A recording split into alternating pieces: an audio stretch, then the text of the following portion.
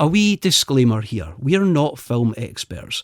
We're doing this for fun and to try and shine a light on films which are seen as rotten on movie review aggregator website, Rotten Tomatoes, and to poke fun at them as well. It's a chance to highlight that the critical consensus isn't always everything. We'd also like to remind everyone that we're about to go over all the film's details, including the plot. So there will be spoilers. Also, we just want to mention it's okay to disagree with our opinion. If you do, you can tell us and become part of the discussion. With that in mind, thanks for joining us and enjoy!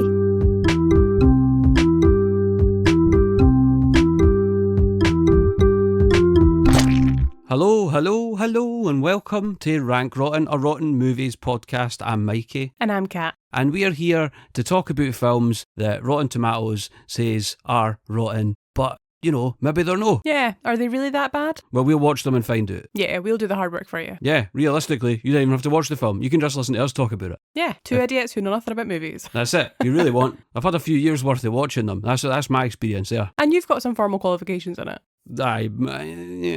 Minor.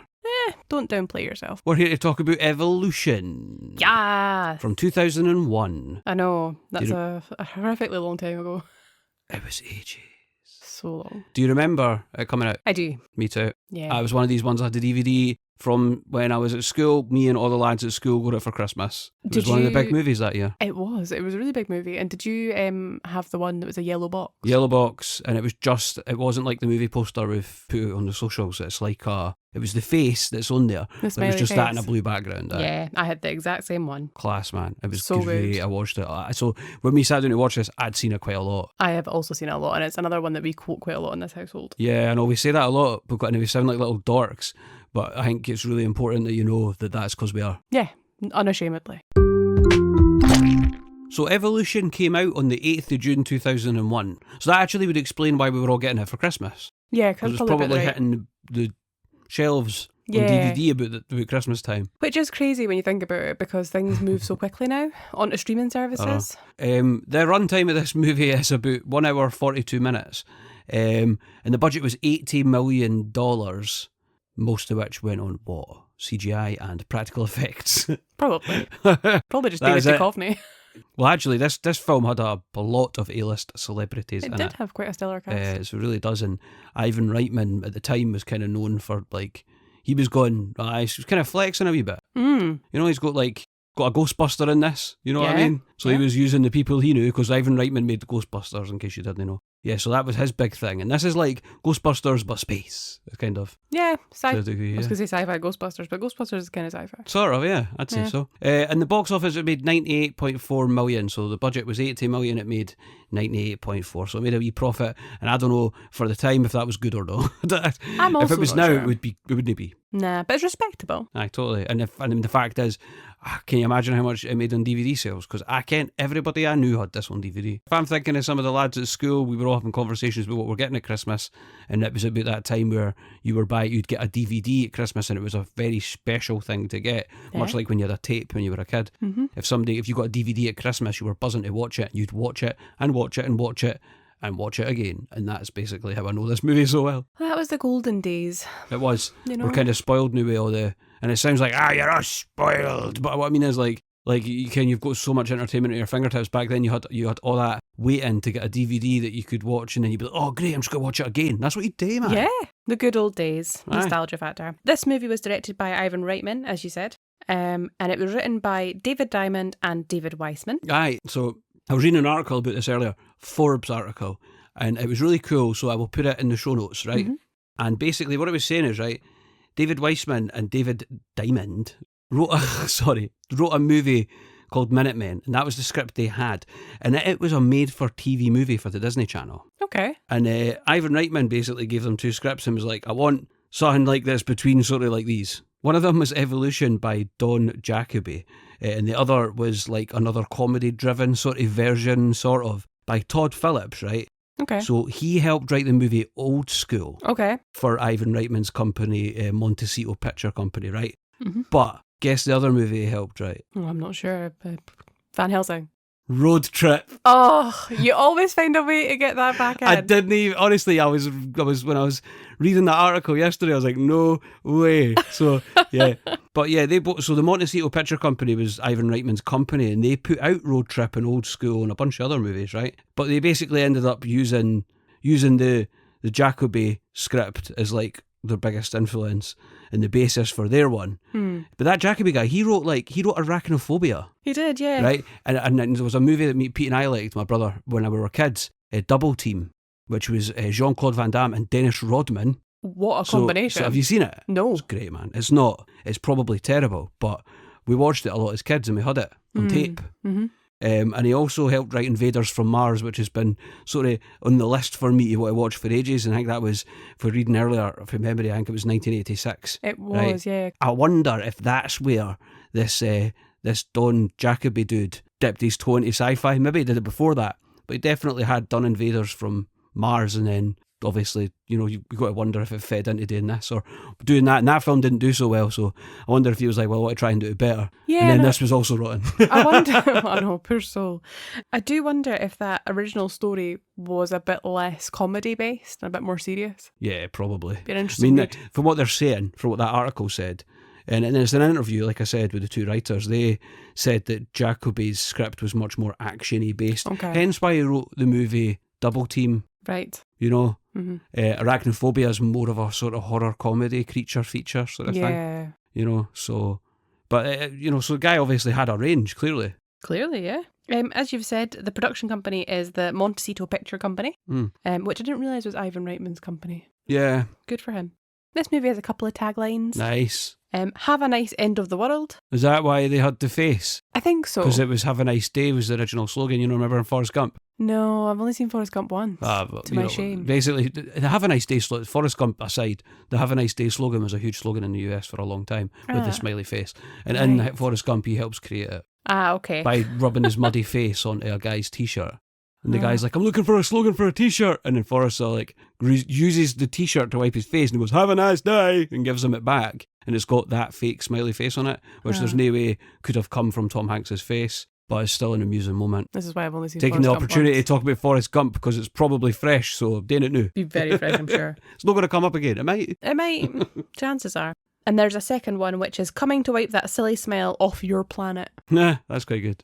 I like the first one, though. Yeah, Have a Nice End of the World, and it works with the whole theme with the image and the face and that. It's quite clever, eh? Not bad. For the synopsis, we've got 2 college professors team up with a firefighting cadet and a government scientist to combat an alien organism that has been rapidly evolving since its arrival on Earth inside a meteor. I'm hooked. I'm in. I don't even know if I knew what this film was about when I wanted it as a kid. I didn't get to see it in the cinema. So I saw the trailers and I was like, there's aliens in that. Like, I want that. The tomatometer gives this movie a lowly and dismal 44%. Wap wap. Do you want to know what the worst part is? The popcornometer is no much better at 48%. I can't believe there's not that much of a difference between them. This blows my mind, Yeah. right? Everybody I've spoke to about Evolution, oh man, class. Totally. You had that conversation with someone today, you told me that. I did have that conversation today with Amy. She's Aye. just like, oh, looking forward to that one. Right. I've had this conversation with a few folk, your ma included actually. People are saying that, what do you mean that's wrong? That's a great film. Yeah, it was a staple in our house. And I know we've said that quite a lot, and this is our 7th episode, by the way, now. Right? We've said that quite a lot, like, folk are often, no, that's not rotten. What do you mean? No, but it is, it's rated as rotten. But the number of times that we've been recommended a film for this podcast that isn't rotten as well. Aye. And I'm like, oh, that Gladiator definitely 2, somebody asked for Gladiator 2. Is it fresh? Yep. I'm really surprised. So you ready to just get in about the story? It's story time! Let's go for it. Story time! Our movie opens with Wayne Gray, who is played by Sean William Scott, who was in everything about this time. He was. He was made huge by, I think, American Pie, and then continued to be huge. And he was also in another Montecito film, which was Road Trip, obviously, which we've discussed many times. Every time. But he's every time. But he's practicing fire drill training in the desert outside the sleepy town Glen Canyon. In Sweet Arizona. That's it. What was that I kept calling it the other day? I wasn't saying Glen Canyon, it was Glen something else.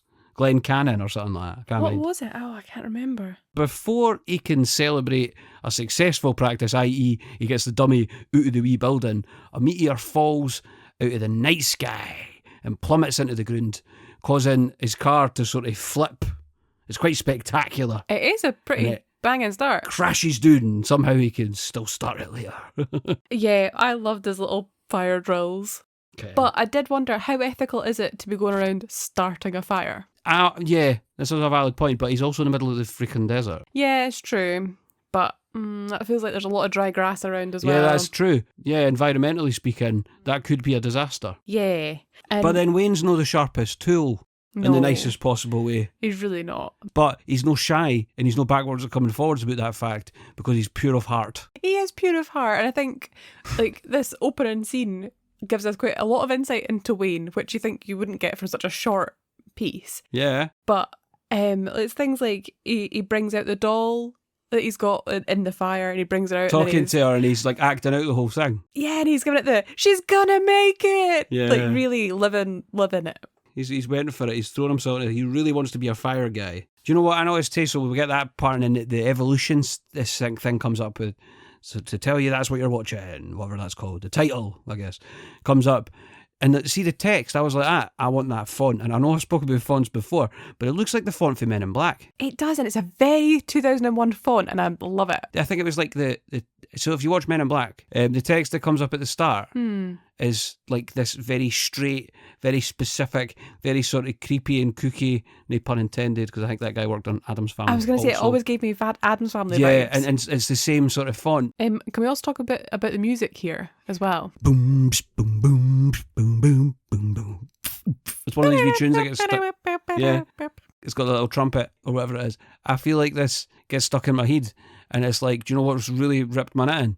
We both went to look to see if it was on Spotify and this wee bit of music isn't on the score. It's not, and I'm shocked. I'm really shocked. So now, who done the score for this? So John Powell does the score for this movie, but he's done loads of other pieces. I had a look at this on Spotify and I was like, what? This guy's back catalogue's insane. It's incredible. So he's done the How to Train Your Dragon movies, the Kung Fu Panda movies. He also did the incidental music for Wicked as well. And there was something else that I remember looking at. Unlimited. He's also very famous for doing the Bourne movies, the Jason Bourne movies. But he also did the soundtrack for Solo as well. Yeah, so I was gutted when I had a look at the soundtrack and it wasn't on there, sadly. Yeah, so we're just going to have to do it on that GarageBand. Yeah, we've got no other choice. That'll be somewhere. Don't know. YouTube's that's everything. Oh, it really does. It's even got our podcast, by the way. If you want, you can listen on YouTube. Yeah, why not? Yeah, our weekly shorts go up there too. So the reels that go on Instagram, which are a snippet, A little trailer. a little snippet, the little snippet of the episode that's coming at the end of the week, we put it out on a Monday, and it goes on YouTube and it goes on Instagram. So yeah, but you can also listen to full episodes of the podcast on YouTube too. Yeah, sometimes easier when you're putting something on and just pottering about. Aye, it's one of the most popular podcast apps out there, allegedly, because it took over from where Google left off. We have learned a lot. Yeah, that's it. Elsewhere the next day, community college professor Ira Kane, who's played by David Duchovny. Now, he's in that show and I can't remember what it's called. Nah, my memory is not clear on that. I've got it! Californication. No, I'm joking. No, he was obviously for the X-Files. So there's a link, because there's aliens and that, and much lighter tone here though. There is lighter tones in the X-Files at some point. Aye, well, I seen that one with that guy that's pure squeezing through letterboxes and stuff. Yeah. That's pretty grim. I saw that. It creeped me out when I was a kid. Yeah, it gives me the heebie-jeebies. I fancy watching the X-Files, but I don't know. I mean, I'm doing Buffy the new. That's enough the new. But Ira's discussing the grades of his class when he discusses some papers that got lower grades belonging to two particular students, the Donald brothers, Deke, who is played by Ethan Suplee, and he's like, I think he's well known for playing. He was in like Mallrats as well, right? He's a guy that stares at the painting all day, like trying to figure out because he can't see the sailboat, and everybody can see it, and he gets really raging. Like, it's brilliant, man. Oh. But he was in that, and he was in My Name Is Earl as well. Yeah, so him and Jason Lee have clearly worked together for a while. Of course, because Jason Lee was in Mallrats. That didn't even click. The other Donald brother is Danny, who is played by Michael Ray Bauer. Now, I was like, this guy's got a CV and a half, right? But I can't recognise him for anything. The only thing I recognised him for was he plays one of the little Sultan, guys in Dude, Where's My Car? Okay. With the plastic suits on, the bubble wrap suits. So I was like, community college, is that just like Julianesque and Telford and that? I think so. I think it's the So it's equivalent. called Edinburgh College now. It's not called Julianesque. Yeah, we're just showing our age here. It's a local college. It is. To this area. A local college, and then obviously we've got colleges and universities. It's a bit more complicated in America because they have the same things, but they call them community college and college instead of university. So I think so. Because I mean, when I'm watching these things, so I actually googled it, and it's basically further education. So it's like going to Julianesque or going to Telford or whatever. It is. It's like going to get your HND or Aye. whatever. Some people do the further education before they go into the higher education thing. So Yeah, that's basically what this is. I think the level at which this college sits is exemplified in the movie because they discuss Dr. Ira Kane's salary at one point. Well, we know that Ira's had a bit of a fall from grace, though, which we'll come into later on. Just a wee allusion there to tease you. But the fact that his class get all A's, apart from these two, which is obvious why. But why did they make a joke about the fact that Ira's not marking on a curve, and it really bugged me. There was this one class I had where they did mark on a curve, and everybody did really well in the exams, so they ended up marking on a curve, and I'm like, that's not fair. Nah, I just don't think it's right. Like, nah, I've done you should the have work. what's it called, a rubric sort of thing. Yeah, Where rubrics, like, you ken what you're scoring with. I think, like, especially it was a statistics exam, so for the most part there's only one right answer. If I've done well, like, what does it matter what other students have done? Yeah. But anyway, I've seen this film so many times, and there was this one thing this time where we both noticed it and burst out laughing because we'd never seen it before. But basically, the two guys the Donald brothers, decide to call out Professor Ira Kane because they think they've been treated unfairly. Dr. Kane, there seems to be a mistake here. You see, my brother and I each got a C- on our reports. C-, me too.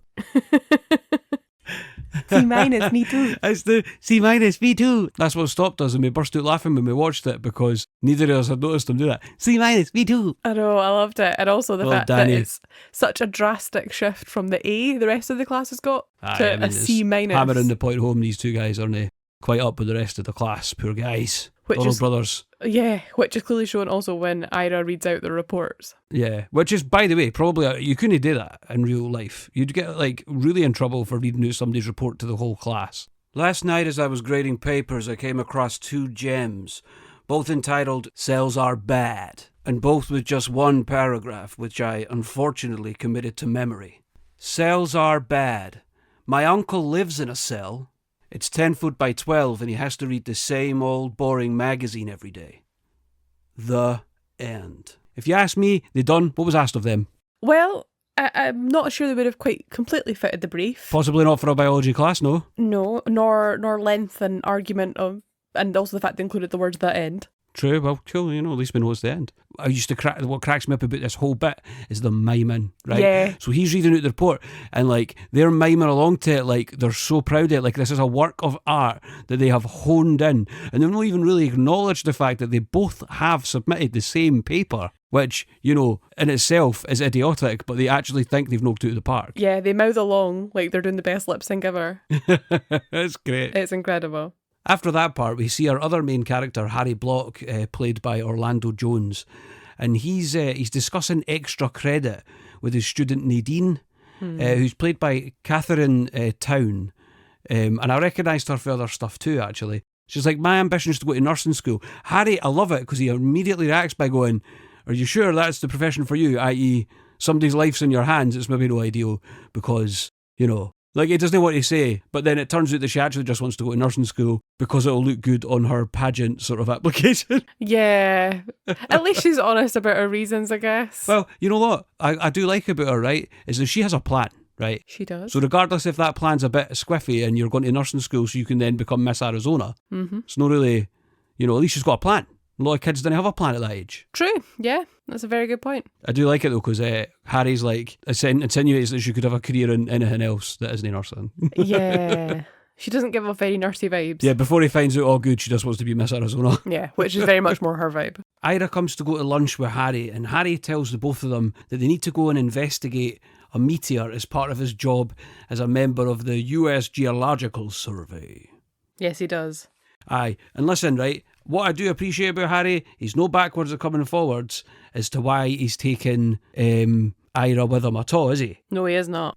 As the Glen Canyon official representative of the United States Geological Survey, I have been assigned to check it out. I'm taking you along in case I have to do something scientific.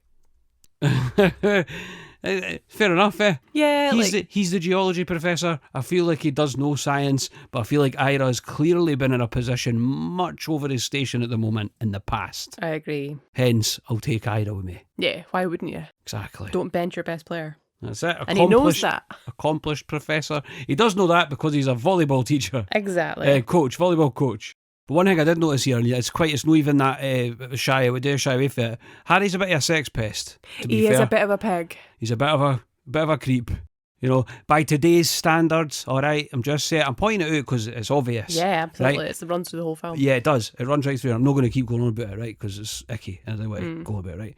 But what I will say is, like, again, if this film was made new, they might not have hammed that bit up quite as bad. Yeah. Like Beetlejuice, the new one, he's nowhere near as much of a sort of sex pest as he is in the original. Yes, they've He's definitely not as creepy, he's not as like touchy and pervy. They've taken that element mostly away. It's still there, but no to that degree. Yeah. And I feel that even just 24 years ago when this came out, 24 years ago when this came out, the landscape was different then. Yeah, definitely. I think you're 100% right. I think I said just 24 years, didn't I? There. Yeah, just a casual 24 Just a casual 24 years. No, it's been 24 years is a significant amount of time.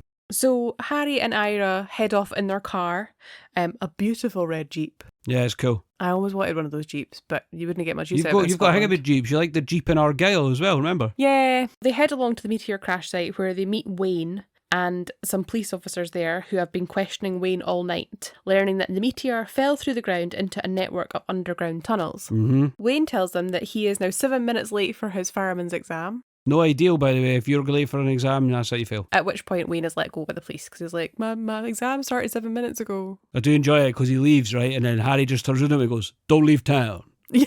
It's like, Yeah. It's so unnecessary. Like, you didn't have any authority to say that. Like, No. I love it.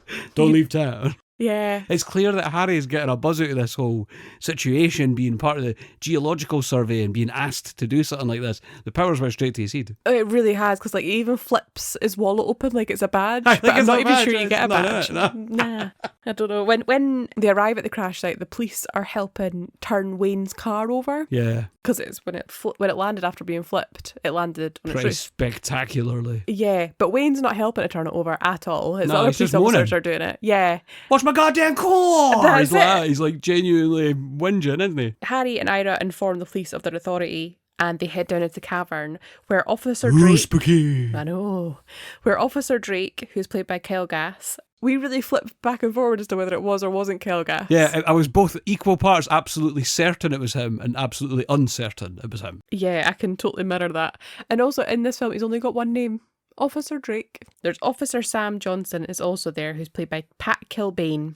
And they're with the meteor and they're posing with it for photos. Aye. They're like, oh, we're getting some evidence. Yeah, and they're doing like the Leaning Tower of Pisa thing. Aye. And all that sort of stuff. And Ira and Harry come down and they say like, oh, you know, we're here to take samples. And he's like, yeah, we've got all the photographic evidence we need. You're like, mate, that's no evidence. He's going back to go and get them developed so he can get them put in his living room or something. They're totally going up in the station. Aye. Ira and Harry do take their sample of the meteor, only to find, much to their confusion, that it oozes liquid when they kind of chip off a wee bit. Do you know what that stuff's called? What is it? Growth acceleration goo. Oh, here we go. That's what I said. I was like, it's the growth acceleration goo. That's what it does. You did mention that a couple of times when we were watching Tell it. me what it does. Well, actually, I'll no spoil it, but the title that name might get away a wee bit. Yeah, maybe. It's certainly an interesting medium for them to examine. So they head back to the college, and while Harry coaches a volleyball game, Ira investigates a sample of the blue liquid under a microscope to see what he can see through it. And what he sees is some single-celled organisms. Very exciting. They're multiplying very quickly. And what he finds under further analysis is that these organisms' DNA contains 10 base pairs rather than the earthbound 4 base pairs, which leads Ira to conclude that these organisms are extraterrestrial. Yeah, so this whole bit's hilarious. So before Harry heads out to his volleyball game, he basically said it's the weirdest thing, and it always cracked me up as a kid because it doesn't make any sense. Then and it doesn't make any sense now. But he says, Ira, are you sure you can handle this by your lonesome? Hey, and why does he say it like that? I don't know, but I really enjoy it every time. It's so right, I know, but the thing is, now I look forward to it. Like, ever since I was a kid, I remember seeing it and being like, I didn't get the joke, I think. Yeah. Is there one? I don't know. And the other part here, right, so Ira's rushing down to go and tell Harry about what's happened, or what he's found. And he's trying to get Harry's attention during the volleyball game. But Harry is way into the volleyball game, and he's not exactly being the most helpful coach in the world. I'm not sure Harry's the best cut out for this position. Lisa! 2 hands, okay? 2 hands!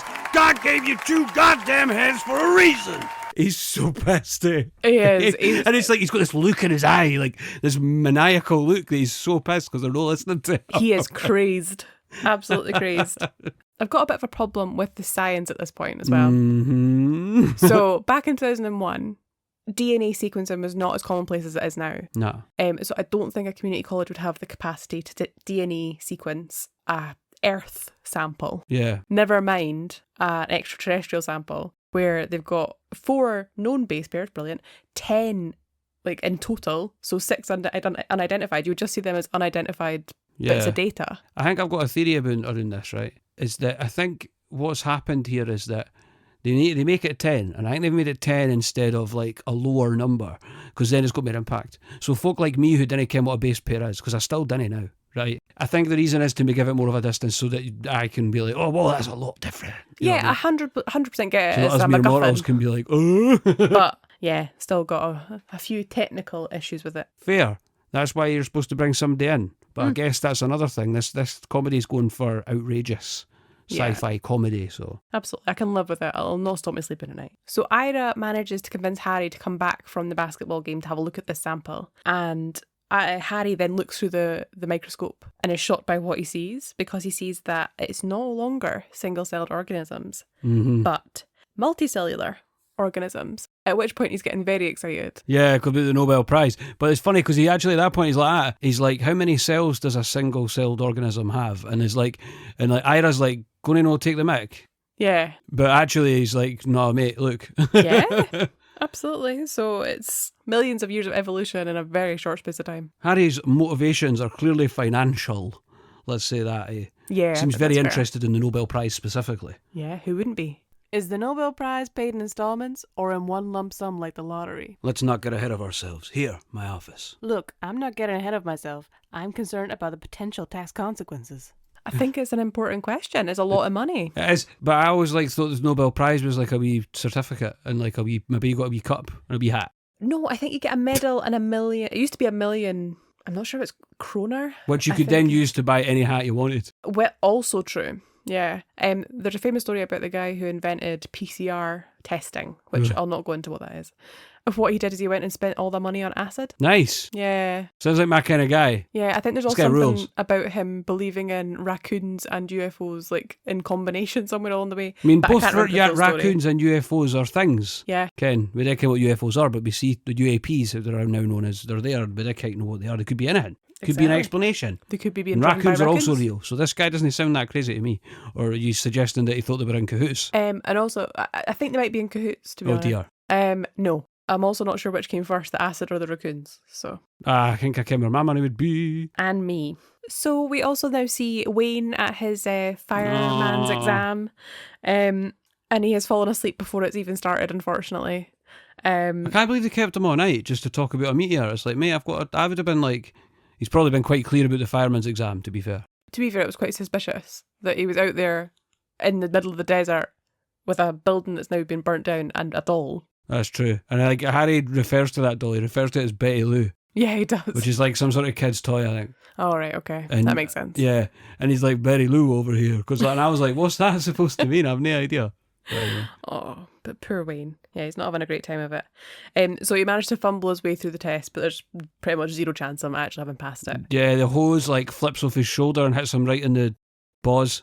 Yeah. Nightmare. He doesn't have a great start. He finishes the exam and he doesn't pass, and he's like a bit pissed. And the guy's like, oh, maybe you'll do better next time. And he's trying to kind of say to him, he's trying to be nice to him. And the guy's trying to shut the door in his car and it'll no shut, eh? And Wayne's just like, it's fine, I do this. And he grabs he's got this little weird arrangement where he's clearly hudding the door shut while he's driving the car to keep it shut. And it's like, Ken, how many quirks do we have in this house when we moved in? And we had to explain little things like that to people. And we still do now, right? 100%. Like the door and that and all the other wee bits and bobs. And you're like, so I felt him in that moment. It's like, I do this, right? I've got a thing a day and it works. It's just weird how you sometimes develop those little systems. Harry and Ira decide to go and try and get a few more samples and take some of their students along with them as a school field trip out to the meteor site the next day. And field trip day. They do this under the guise of being under the orders from the USGS. United States Geological Survey. That's Harry, yeah. Very proud. Very proud. When they head down to the cavern, much to their surprise, the ooze from the meteor has rapidly evolved into fungi and alien flatworms. Sorry, do you mean growth acceleration goo? Sorry, yes, I forgot. They've not noted it down here, but that must be a misstep. So yeah, they've gone down there and there's fungi and alien flatworms down there that seem to thrive in this atmosphere that they've got down there, so it's quite misty over the ground. It looks like this really thick sort of misty layer on the ground. And the lassie Nadine's like, she's like, I can feel something in my toes, and then they sort of waft the sort of smoke away, and there's like worms, these flatworms all over the ground. Yeah. And it's like, see, at this point, every time, like, even when I was a kid, I'd watch this and be like, nuke it now, this is too scary. Like, it freaks me out. Can you imagine if that happened? Yeah, it would be. And it was growing that fast. I know. That's terrifying. Right now, it should have been nipped in the bud right now. Get it? Didn't even seal it away. Just blow it up. Okay, I think you've maybe gone a little bit too far, but they definitely should. It's for national security. They definitely should have been telling the national agencies about this. So Harry and Ira's aim is to actually extract the meteor from the crash site. Mm-hmm. So what they do is they have Danny and Deke up top, and they're going to get them to operate like a sort of crane that's off the back of a truck. Is that what they're doing? I always thought they were just like keeping watch or something. So no, they're not. But Ira's giving them instructions when they first arrive, and he says a classic line of "Stop nodding and look at me," because the two of them are just nodding the whole time, like yeah. That's like me when anybody gives me instructions to anything. Mm-hmm. So they're not going to be able to get the meteor out. So what they decide to do instead is they take some of the flatworms back to the college. Much easier. Yeah, they put them in a jar with some of the atmosphere kind of inside. Like how you talked about dodgy science earlier. I'm like, there's no way that jar would keep that gas inside. I don't know. I'm a bit Depends if this jar is like medical grade or something. I don't know. Like, it better be a good jar. It needs to have a proper tight seal. We're not talking like an old jar of jam here. And what they discover when they get the worms back to the college is that they split by mitosis. Mm-hmm. They reproduce asexually. So just to double back, when they're at the site, they actually, one of them picks a worm up out of the sort of atmosphere, and I think you said it was a nitrogen based atmosphere, pulls it out, and the worm like shrivels up and just sort of dies. And it's like, right, well, clearly they can't breathe our atmosphere. They just die. Yeah. Quite quickly. They seem to not be able to tolerate the oxygen. Nah, which is really important. They can't breathe our atmosphere right now. No, they cannot. Thank goodness for us. Harry is now quite concerned, I think, and thinks they should involve the government with all this. But Ira thinks very differently. He believes... Yeah, he's pretty quick on the draw to say, no, I know these people know. He really is. And yeah, he believes that since they discovered the aliens, they should be the ones to do all the testing, which I think is a bit naive. I mean, no when it's something of this magnitude, Ken. There's elements of the story like this where, yes, this was a goofy comedy, you know. It's not... The problem is, right, see Ivan Reitman, right? Ghostbusters takes a very comical look at that science, right? Mm-hmm. And the science that we knew then. And it really does, and it makes it ridiculous. This film's doing the same thing. Do you know what I'm saying? Totally. So I think we can I think it's like, that's what I tried to do whenever I'm like, oh, that doesn't work. Didn't work in Ghostbusters either, but we still loved it. Yeah. So. Also, I can take this leap. It's a film. Aye, and it's a fun one at that. That's what it's supposed to be. Absolutely. It's supposed to be fun and entertaining. And I wonder if that's why the rating's so low. Because people were things like, oh, we're poking things out because we're picking things out that we noticed, but we didn't really care. Nah. But other people, this could have ruined the movie for them. Yeah, potentially. Which is just, you know, if that's the way you're inclined, then that's fine. Go watch something else, you know. I do think that in real life, if this happened, you should always report it early to your local environmental health office. While this is all happening, Wayne is working at his job at a country club, and he... Oh yeah, I know it's a pool place, because I've no idea, because he works at a pool at the first part when you see him working there. He's working next to a pool, and the guy's like, oh, this towel's no... He actually turns to Wayne and he's like, what's this? And he's like, I believe it's a towel, sir. And he like rattles off all the information about this towel. I think it's Egyptian cotton. He's just being so sarcastic. Yeah, he's being very facetious. That's you. That's what you would do in that situation. 100%. Yeah, no, I'm not being treated like that. After trying to deal with the towel, Wayne is heading back to get a fresh one, and he finds some dead flatworms near a door. So he opens it and follows the trail in, where it's a water treatment room, and he sees some poison, and the worms are coming through a crack in the floor. So he's going to try and poison the flatworms on the crack on the floor, and he's looking at this water treatment tank, and then an alien jumps out at him. Yeah, it's like a little seal, sort of fat seal, sort of blobby thing. It's got a wee cute face, and it's like, eh. And it's like, I always was like, what is this hanging? How did I get in there? Yeah, I don't know. I know. Again, I've got to make a leap. It's fine. Yeah. But there was no explanation as to how the worms have come out the crack and are somehow in this water treatment thing and have somehow got into a sealed unit. Yeah. If it's sealed even. I don't know. Maybe they've got through the water system now. Dickon, all these questions are not answered, all right? They are not. We always ask these questions because it's the stuff we do when we're watching these movies, like, what's that? Or what the hell's that? Or asking a question about this or that. And sometimes you get an answer. In this case, you can't. I even Googled to try and figure out what this water tank was for. Oh, did you? I couldn't find an answer. Everything I Googled never came out with nothing. Nothing on Reddit or anything. It's just like, I'm kind of glad, because it would be a bit weird if some guy who's like Saturday night and he's like writing his wee Reddit page about what that tank is in evolution. To be honest, that guy was nearly me. It was nearly you. But it's Still okay. might. Still might, but you're not losing sleep over it, so that's okay. The next day, Ira and Harry head back to the meteor site, but when they arrive there, they find that the army's sort of begun setting up a base around it. And much to their annoyance, they're not very happy about this base. Ira asks a guard and basically says, can you tell your superior that this is our kind of place and this is where we discovered this sort of thing.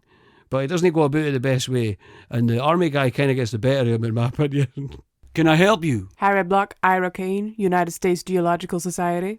We're doing some important research. This is our site. I'm sorry, not anymore. You're not on the list. What do you mean we're not on the list? We come here all the time. Well, this is not a nightclub.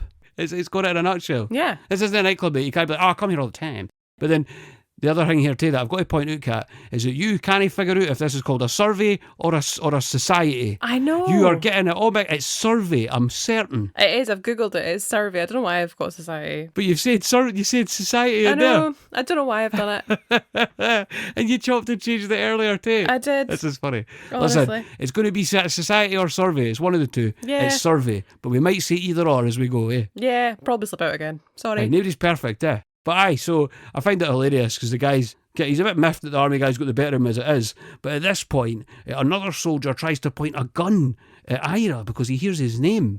And it's obvious that something that Ira's done in the past has deeply affected this soldier, and he's not happy. Yeah, like he screams about how he's responsible for the worst month of his life. And yeah, it's a severe reaction. Yeah. But he gets detained by the other sort of army guys. They take him away. Yeah, well, no wonder he tries to shoot Ira. Ira, who is essentially a civilian. You know what I mean? Harry's basically like, what did you do? But he will only talk about it at this point. But we gets alluded to later. Don't worry, you'll find out. But they eventually get in and they meet General Russell Woodman, who's played by Ted Levine. Now, Kat, what do you recognise Ted Levine from? Evolution? Aye, well, I mean, you're not wrong, but he's also in Silence of the Lambs. Goodbye Horses. No way! Yeah. Wow! No, I didn't even notice him. Yeah. Goodness. I mean, you know all the lines for that movie, which I'm not going to do in this particular podcast. No. Buffalo Bill. He plays Buffalo Bill. And it's the way he talks that really, because he really hams that up in Silence of the Lambs. But if you see any movie you see Ted Levine in, or any TV show or whatever, he's got that really specific sort of accent and way of talking. You know what I mean? And it's exactly like Wild Bill in Silence of the Lambs. Anyway, he's the head of Army Research, and he's worked with Ira in the past, right? And Woodman reveals that they've been hacking into Ira's computer to keep an eye on him and his activities, basically. So they know everything that's been going on. Yeah, he says an interesting thing here where he says, we like to keep a close eye on our prodigal sons. Yeah, this feels to me like it's not really a compliment, though. At this point, they meet this sort of clumsy, klutzy Dr. Alison Reed, played by Julianne Moore. Famous for me from two movies specifically, and that is Jurassic Park 2 and The Big Lebowski. Yeah, those are two biggies. She was also in The Kingsman, The Golden Circle. Aye. She was great in that. She was also in Hannibal, interestingly. Ah, weird. So they've got a sort of different connection to those movies there. Another There you go. connection. But she's in Hannibal as well, yeah. She's been in loads of things, including The Hunger Games. I think it was the last couple, maybe. Yeah. Just the last one, I don't know. I think she was in the last two, because the last two are the last book. So anyway, Julianne Moore's character, Alison Reed, is the senior researcher at the CDC. At last bringing in the professionals. That's it. Who views Ira's actions as dangerous, but she promises to keep him and Harry informed of the research that they're doing with aliens. So to be fair, it already feels like she's been a little bit more reasonable than the general. Yeah, I think that's the least they could do. Harry's pretty pissed at this, and both of them are pretty pissed at this, and they drive away, promising that they'll get back at them. Well, Ira moons Woodman in revenge by giving him what does he refers to it? A pressed fruit basket He does, against the window. David Duchovny's wee bum in the window. Right. Yeah, what more can you ask for? To be fair, right, I'm just going to state, it looks like she kind of likes it. Because Yeah. she kind of looks, she has that look in her face, she's kind of like, Yeah, clearly piques her interest. Aye, totally. Which is the sort of beginning of, there's this sort of slow burning thing between those two. Yeah, there is, and I quite like that. But I also like her. I immediately like her. So Alison's warmth is really kind of a juxtaposition against General Woodman, and that really becomes apparent when they're making their introductions to each other. Suffice it to say that we're all very appreciative of the discovery made by Dr. Kane and Mr. Black. Block. I'm sorry. He's not sorry. He's no sorry at all, and it's out of order. It really is. Do you know what I mean? But it's Orlando Jones that makes this so brilliant, and that's what makes it funny, is because he does the way he acts it. As he just looks at him straight in the eye and goes, block. Yeah. I know what you've just did, and I'm recognising it. It's even the things like, okay, there's obviously a racial undertone there. Yeah, but, of course, yeah. And good for him for standing up for himself, because obviously his name's wrong. But it's even the things like Mr., like the fact you've put an emphasis on Mr. So you think because I've not got a PhD, that I'm of less value. I thought this the other day as well. He emphasises Mr. when he's talking about Harry. Yeah. What I like about it, right, is that Orlando Jones makes it funny, but that his character Harry isn't standing up for this guy. He doesn't care that this guy's a general for the Pentagon or whatever nonsense. He doesn't care. He's like, no. Yeah. I'm not letting that happen. And it's class. And I think Go yourself, Harry. I like to think that also that's partly why Ira gave him the fruit basket. Oh yeah, 100%. Aye, they're quite close, and I think they've got each other's back clearly. Yeah. Pressed fruit basket For General Woodman. Aye, that's right. Aye. So around 2 weeks later, Harry and Ira have taken Woodman and Reed to court for the right to be part of the alien research. Now, this is it. They're not saying we want the research to be ours. They just want to be part of it. Yeah, they just don't want to be excluded. Yeah, but Woodman has an ace up his sleeve to make Ira look incompetent as a scientist, because 5 years ago he was discharged for the army because of an anti-anthrax vaccine he created and tested on soldiers, which resulted in a long list of basically horrendous physical and mental disorders. And collectively, they called it the Kane Madness. Not really what you want to be known for. You don't want your name on that, do you? You're a professor at the Pentagon, and the next minute you're the Kane Madness, a disorder that all these troops have got. How many troops?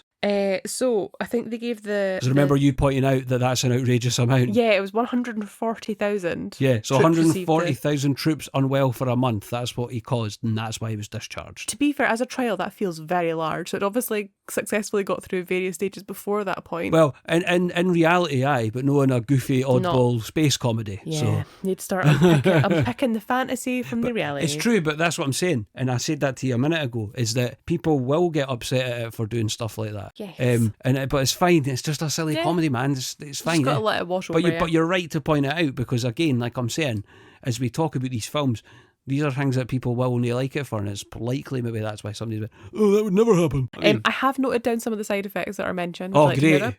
Yep, there's stomach cramps, memory loss, partial facial paralysis, and blindness, to name but a few. Aye, there's loads. It goes on for quite some time. It does. It's pretty horrific sounding. There's a point where General Woodman, in his kind of very brusque style, says like, "Oh, Glen Cameron Community College." Glen Cameron, I've done it again. That's what I was calling it. It was me. I was calling it Glen Cameron yesterday. Glen Cameron Community College. No, it's much cooler than that. Glen Canyon. Glen Canyon. Yeah, But Glen he says Cameron. the facilities at Glen Canyon Community College are a joke. That's what he says, something like that. He does, and the judge turns around and says, it wasn't a joke when I went Aye, there. I love it. It's class, because it's like, oh, yeah, I take that. Yeah, knocked him down a peg or two for sure. However, that doesn't really change the judge's ruling, because the judge rules in favour of the military and forbids Ira and Harry from ever approaching the base on pain of death. Well, not quite, they got told not to approach. Yeah. To be fair, if anybody was going to approach a base such as that, it would be on pain of death, because you would get shot. Yeah, I think you're I probably know right. what happens at Area 51. I was listening to a podcast about it the other day. Storm Area 51. It was about that. It was about that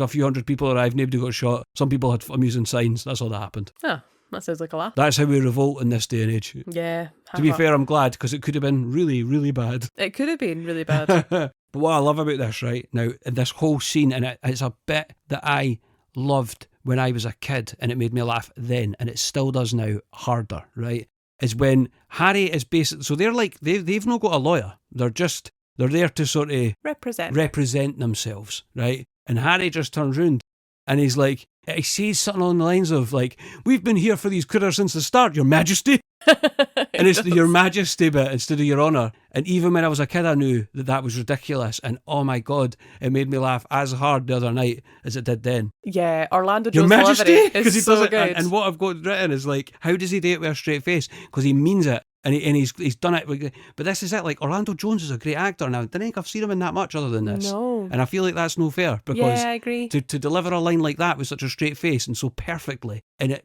ends me every time, like, that's no easy to do. But he does that consistently throughout this movie. Aye. So good. The block black thing as well. Like, that is delivered perfectly. Totally, with just enough anger as well. Aye, because it's got to be angry, because, I mean, I'd be pissed Absolutely, as it's well. an outrage. You know what I mean? But he makes it funny at the same time by pointing out how ridiculous it is. In the court scene and all, right, Alison cross-examines Ira about the cane madness, so when it all comes out, right? I love how awkward she is during that whole bit. Yeah. And she's sort of like, it's quite a human thing. And I think what I mean by that is like, she almost tries to, it's like she's clearly imitating what she's seen on TV with her speech patterns. Yeah. In May of that year, like the way she talks, like she does that.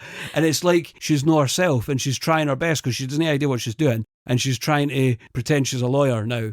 And it's so human. It makes her like, I always talk about depth, Ken. There's no a lot of depth in this movie. I'm not even mad, not even a little bit, just because it's entertaining. It is entertaining. And it's funny. Yeah. Do you know what I mean? And it's just another example of somebody playing it straight. How on earth she got through that? Because like, even her facial expressions, really, like, you know, when you say something really stupid and it's that kind of moment of like, oh, cringe. Aye, because what she's just done is like she's imitated something she's seen on telly. Because we've all seen lawyers do that in movies and I've that. watched Ally McBeal. Exactly. Aye, so did I, right? And that's what she's going for. And it speaks to the talents of Julianne Moore, I think, a wee bit, because it's funny. And it's similar to what we just said about Orlando Jones, you're right, aye. So they head back to the lab, right? And Harry tries to cheer Ira up a wee bit by being like, Dr. Reed likes you, kind of thing, eh? Yeah. But Ira disagrees. Basically, doesn't really agree. Yeah. But they reach their lab, right? And they find that Woodman has had it cleaned out of all their samples, all their research files on the aliens, and like, you know, they're really not happy about this, and quite understandably so. Absolutely, yeah. They've really taken everything. Like, they even raked through their fridge. Harry's like, oh, we're going to have to call the police. But I do love it, because Ira's like, they are the police! And it's like, it's so stupid, and it's so like hammed up, but it's funny, because it's like one of those situations where it's true. Yeah. They are the police, mate. You can't phone the police. Mm-hmm. Police can't do anything about this. They're above the police. They are the police. Yeah. Who are you going to call? Not them. That's it. Not the police. So that night, Ira dresses in his old uniform, which I only realised this time was his old uniform. It wasn't just a costume. And Harry dresses as a private, allowing them to like enter the lab. And I'm like, where's he got this private's costume? It's that night. It's the same night. Yeah, I don't know. Where did you get that? Yeah, it's a very good question. The only solution I think I have is that, much like the unnamed university I used to work in, maybe they've got a costume design course. At the community college? Aye. Yeah, it could be. It's got to start somewhere, right? Before you go to uni and do it. Right? Also. So I think that it happens to be a pristine private uniform made by this wee guy at the community college. Yeah. But they've made it perfect, so they're getting into uni. Well, there you go. It also could be that they've got a drama department. Aye, true. Maybe that's probably more feasible than what I just said. Probably. I'll take that one on the chin. Because it's quite a generic camouflage jacket, camouflage trousers scenario. Oh, that's actually true. In my head, it's like a pure suit in that. It's no way. No. It's actually just like, you could probably get it for the joke shop. Yeah.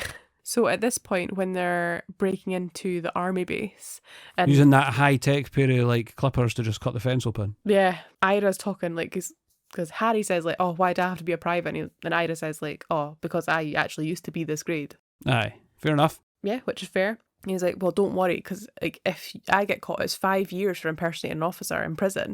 And Harry turns around to him and says, yeah, maybe for you, white boy, for me, they'd hang. They'd hang, he does. Which I thought was just dead funny. It's again, like, it's that. It's just shining a torch on racism, even back in 2001. It was, aye. Then equality is at people face. Yep. They basically get their protection suits, which just look like hazmat suits to me, sort of. And they head underground to get another sample of the meteor and a specimen. They find that the fungi has now evolved into like basically a rainforest, and there's all different types of creatures in there. Mm-hmm. Some of the plants are alive and carnivorous. And Harry tells Ira again that he thinks that Dr. Reed's got a bit of a thing for him.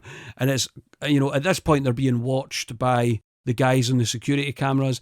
And I love it because one of them's like, oh, maybe it's the guys for Sector 12. You know how the guys are. Yeah. And I'm like, I'd be a Sector 12 guy. 100% you would fit in well at Sector 12. Me in Sector 12, that's where I'm going to get a job now. Sector 12, I'm going there. Okay. Because it's like... I'd match their vibe. Aye.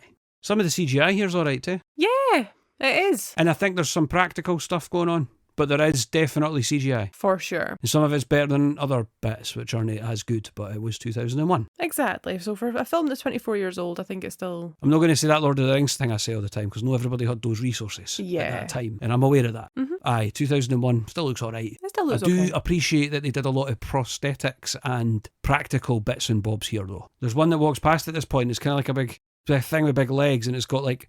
in the back of his head looks like a bum. Yeah. And it's like, they're joking about this big bum. I was looking at you were just giggling like a child. Oh, it makes me laugh every single time. I'm such a big child. I was like oh, aye. Everybody thinks I'm the mature one here. No, it's me. That's the one that's giggling at the bum alien. But aye, their conversation's getting overheard by the guys in the wee sort of control office or whatever. And Ira's basically turns around and says that he thinks Dr. Reed has no emotions whatsoever, and that she's a heartless ice queen. Yeah, pretty Does harsh. he say heart? I think he says heartless. I think he does say heartless ice queen. And she, I can't remember if she's there at the time and she hears that or no, or they hear it. But Alison eventually gets called into the control room and she's overhearing what they're saying. So yeah, she's been called over by that point, and that was the last straw, so I think that's why they head down. I was like, oh man, it's so brutal and awkward. It is. I just feel sorry I feel so sorry for her because I think she's nice. Yeah. And she does, you'll see what happens, but I felt so sorry for her. Yeah, me too. But Harry thinks that she just acts like that as a cover. And quite annoyed, Ira reminds like him that they've got to get to the meteor to get this sample. Dr. Reed and a few others arrive and catch them. And Dr. Reed basically says that she didn't take their notes or their specimens. Ira's like, you cleared us out. And she's like, well, we didn't, kind of thing. Mm-hmm. Ira starts basically questioning all of them. Like, which one of you did then? Because one of you did. Yeah. And obviously one of them, somebody has. It's clearly General. Yeah. What's his face? At that point, Alison is asking the other two that are with her, like, did you clear the like, she's starting to she's question asking them as well. I thought that. That's what I was about to say there. Yeah. But this next few moments in this movie are scenes that everyone remembers it for, I think, probably. I think right? they're probably the most iconic scenes in the film. Aye. Is that it's basically their conversation gets cut short because an alien fly manages to get into Harry's suit and essentially sort of inside him as well. Yeah, it does. It gets inside his whole body. But I absolutely love it because he's like, he's trying to get their attention and say, listen, there's something going on here. Nobody's paying attention to him. And he's had enough. Ira, there is something in my suit. That's impossible. It is sealed. The fly. There's a fly in my suit. Oh, God. Honestly, I feel so sorry for Harry because Alison and Ira are just bickering at each other and they're not listening to him whatsoever. They're not listening to him. He's like their child, and I think that sort of theme goes on through the rest of this scene. Yes, where she takes on mother and he takes on dad. Yeah. Essentially, is what happens here, and they all slot into those roles, and it's for comedic effect, and it works. It does. Do you know what I mean? I love the fly in my suit because it's the whole fly in my soup.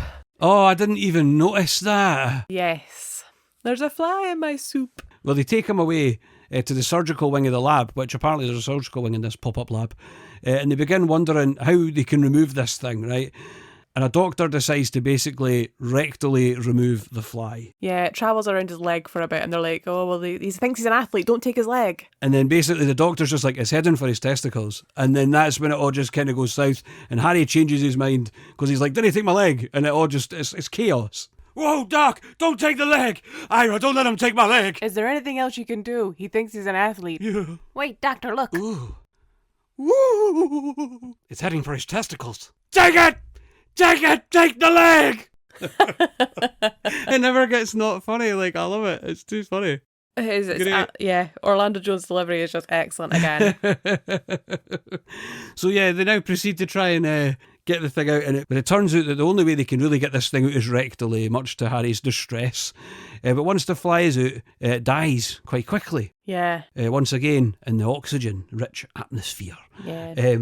What follows is probably my favourite line for the movie, but I'll mull that over for later on. But this is just gold. You did great. Can we get you anything? Do you need anything? Ice cream. I'd like some ice cream, please. Yeah? What flavour? It doesn't matter. It's for my ass. Do you remember? I remember seeing that for the first time, and even at that age, I must have been about 14, I don't know, did absolutely folded. Mm-hmm. Do you know what I mean? Yeah. Because she's like, again, it's like I say, she takes on that mothery part, and he's doing the same. Mm-hmm. And then she's like, oh, what can I get you, what flavour? It doesn't matter. Oh, yeah, it's great. I think as well, like I mentioned, like she becomes so caring in this scene.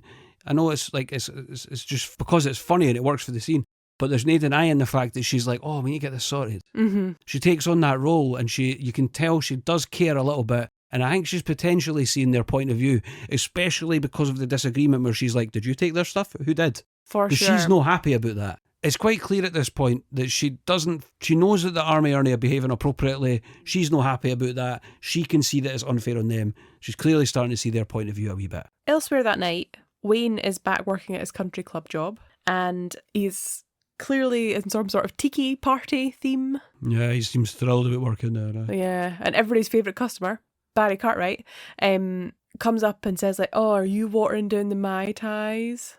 To which Wayne has the best response. You watering down the Mai Tais? No, sir, but let me fix you something special, because you're nothing but a big, fat monkey turd. Excuse me? What? Drink's almost ready. What I love about it is, so he's turning away and he thinks he's saying it under his breath, calling him a monkey turd under his breath, but Barry hears it. Yeah. And that's why he's like, what? He doesn't hear what he says, but he hears something. Nah, he's just mumbling away to himself. But it's just hilarious, because I'll never forget seeing this for the first time and being that age. That was the funniest thing I've ever seen, that he says big fat monkey turd. To be fair, it's quite an insult. My brother's older than me and he found it funny too. So there you go. That tells you everything we need to know. Barry Cartwright heads out and is clearly preparing a picnic for his date on the golf course by a pond. It's so funny. She turns up and she's like, Barry. And he's like, hey, I can't mind what he says, but he's doing my He's like, I'm down here, my love, down by the water, or something like that. Yeah, it's so random. He's clearly so particular. So when he pops the champagne when he's preparing the picnic, it gets on his trousers and he's trying to wipe it off and he goes, oh, it's going to stain. It's like, mate, it's champagne. Okay, these country club types. Honestly, but yeah, he's like, my love, I'm down by the water's edge. I.e., those stereotypical country club types from the American movies is what basically, I mean by that. Also, I'm not going for a picnic on a golf course. Nah. Hard pass. However, when Barry is down by the water waiting for his love, he is attacked by an amphibious alien and is dragged into the water where he is eaten, and he drags his clawy fingers all over the golfing green. All over his precious green. Yeah. But I think it's quite funny. I don't even know if it's his green. I think he's like a Hahijan. The amphibious alien's pretty impressive. It looks pretty good. It's cool, and I love that he's Barry, because Barry is clearly a bit of an a-hole. Yeah, Barry does. I'm not that sad that Barry died. No one is. Apart from that woman. Yeah. His date runs back into the hall with quite a dramatic entrance. Something just ate Barry Cartwright! Whoa, that's too bad. Wayne's reaction, like, when he's like, oh, that's too bad. And he's got like this little smirk on his face, like he's clearly buzzing that Wayne's been eaten. Yeah. Sorry, that Barry's been eaten. That's it. So he can't even hide it. I get the feeling that that many people are going to be upset. Nah, I don't think many people will be that sad that Barry's gone. Good riddance to Barry, I say. Aye, go away, Barry. You're dead now. Alison is questioning Ira about his past and talking to him about what is motivating him to be so obsessive about this research. And what it transpires is that he feels like he's been in exile in Arizona from his kind of high-flying career that he had before, and that the meteor was his most likely chance of getting a good reputation again and to find a way out of Glen Canyon. Alison reveals that she has heard everything that Ira and Harry said about her, telling Ira that he doesn't know anything about her. Ira's really happy to hear this because he's happy to hear that Alison is not the cold-hearted person he thought she was, and Ira thanks her for not arresting them when they broke onto the base. So there's progress here. Yeah, absolutely. They're both starting to warm to each other. I think they're starting to realise that she's not actually one of them, is the way I'd put it. I agree. Othering is dangerous, but not in this situation. So the next morning, Ira and Harry return to Ira's office. Harry's still in quite a bit of pain, clearly, to find Wayne there. And when they pull up to the college, they see Wayne's car and they be like, we've seen that car before. It does, eh? Yeah, and it's clearly no hiding for Wayne now. Wayne has brought with him the dead amphibious alien that killed Barry Cartwright. Barry Cartwright! Do you know what I liked about that scene, Tate? The amphibian thing is practical effects when he slams it onto the table. Yes. Somebody's created that, and that's cool. It's very cool. That's what I'm saying. There's a hybrid going on here. And I feel like this is the kind of hybrid model that does still happen now, lesser often because it's easier to do CGI and soon probably AI. Yeah. You know what I mean? It's cool to see that big prosthetic monster. Very cool. I very much appreciate alien, it. sorry. There's a difference. Elsewhere, there's a group of women in a house, and they've found like this. So, like, one of them goes into the cupboard, and there's like this little trail of these little flatworms. And she goes in the cupboard, and there's this like thing, and it's like this little blobby alien thing. And she's like, "Oh, didn't ken you had a dog?" And the wife is like, "Well, we didn't have a dog." And I'm like, "Are you daft? This isn't a dog." Like, in what world is this a dog? I know. It's quite clearly some sort of globule alien life form. Let's even go a little higher up than that. It's not even green. globule. It's just solid. It's bright green. So, There's that. you know, also, it doesn't have a nose really, and like, No. it's got big cute eyes, and it's kind of looking at them all sad. It does look a bit scared. It does. And then she's like, "Oh, maybe it's like a dog or a pig." And then when she says pig, the little alien looks really sad for a second and just kind of goes, like, it kind of like, it looks like it frowns even more. And like, I jotted it down because I always thought that when I watched this, and it's a small detail like that can make a scene funny and make it work. Is that when she says the word pig, it reacts, even though it doesn't know what a pig is and it doesn't understand what they're saying. It's still funny. Do you know what I mean? Still tell tone Exactly. that you're calling it a pig. Exactly. And it's not happy to be called a pig because it knows you're insulting it. Basically, they think it's scared, and it probably is, and then it like uses its inner mouth, so it's got this little sort of xenomorph-like second creature that comes out as gob to bite one of them, and they call 911 basically, and one of them gets like a gun for a drawer. Yeah, it's the kitchen drawer. Oh right, aye, cool, brilliant. Aye, just keep guns in your kitchen drawer. Very unusual. Maybe that's a thing, I don't know. Before a shot can be fired, the alien basically dies, and it literally deflates. It literally does. It's like, it's like a genuine like cartoony deflation noise, which I love. Yeah. And they're basically, what the hell is this thing? And you know what cracked me up to here? See the mouth that comes out? It looks like a Skeksis from Dark Crystal. Yes, it does. Very much so. I was like, that is wild how much it looks like one. Yeah, because I thought it looked like a vulture. Which is very much what the Skeksis look like. At a hotel, Ira catches up with Alison, who's knackered, right? And he basically lets her know that the aliens are spreading. And he knows this, obviously, because Wayne's given him this sort of amphibious creature. And she's confident that they can handle the outbreak. She's like, "That's fine, it'll be all right." Ira warns her that basically pride like that was his undoing and convinces her to ask Woodman to find a way to kill the aliens. Finally, they're waking up. I said this ages ago. Yeah, and the exact line that Ira says was, "I used to be arrogant like you." Like, well, does he say that? Oh, wow. Yeah. Ouch. Well, to be fair, at least he's owning up to saying he was. Yeah, and that's I don't know if it's still an insult, though. It feels like an insult still. Yeah, I think it probably is. Yeah. I also, at this point, noted that she's still really clumsy. Like, I think she it's trips all the way out of a through. car. All the way through. I really liked it. It brings the element of humanity to her character, and it's something I can really identify with because I'm quite a clumsy person. Like, I'm always walking door frames. This is an outrageous comedic form of clumsy. Yeah, like it's very over the top. Aye, but it's fun, and It is. I like the fact that it trails through because you're like, oh god, what's she going to do next? You know? Yeah, and like there's one point where they call her a menace. No, I guess like that woman is a menace. I hate to say that. And I like that. So at a diner, Wayne and Harry are having breakfast, and this is funny because we both noticed this, right? Harry basically asks Wayne if he's going to finish his bacon, I think. Yeah, an outrage. Aye. And the way that Wayne reacts is gold, and I kind of sympathise, I think, eh? Definitely. You gonna finish that bacon? Yeah, I'm going to finish it. I ordered it, didn't I? So we laugh at the end. I know, but it's very, that's Sean William Scott, eh? And he does it just like Sean William Scott. You'd expect him to do it. But it's like, well, aye, I'm going to eat it, right? Yeah, I didn't ask somebody if they're going to eat it until the end. Yeah, I think and I'm it's quite bad for it because sometimes I get really hungry. Yeah. Like, outrageously hungry. I'm on, like, different medications which can affect my appetite drastically. And, like, do you know what I'm saying? There's other things as well, eh? Yeah. That sometimes I'm just like, I'm eating all day, and there's other days where I'm not hungry. Yeah, but you still know the etiquette is that you don't You didn't ask do that. somebody if they're going to Especially finish their firstly, meal. you've got to know them really well. Yeah. Secondly, you've got to kind of get them to the end to Yeah. say. If they've left it, maybe you can ask. Maybe. Absolutely. And that's not even a solid rule. Yeah.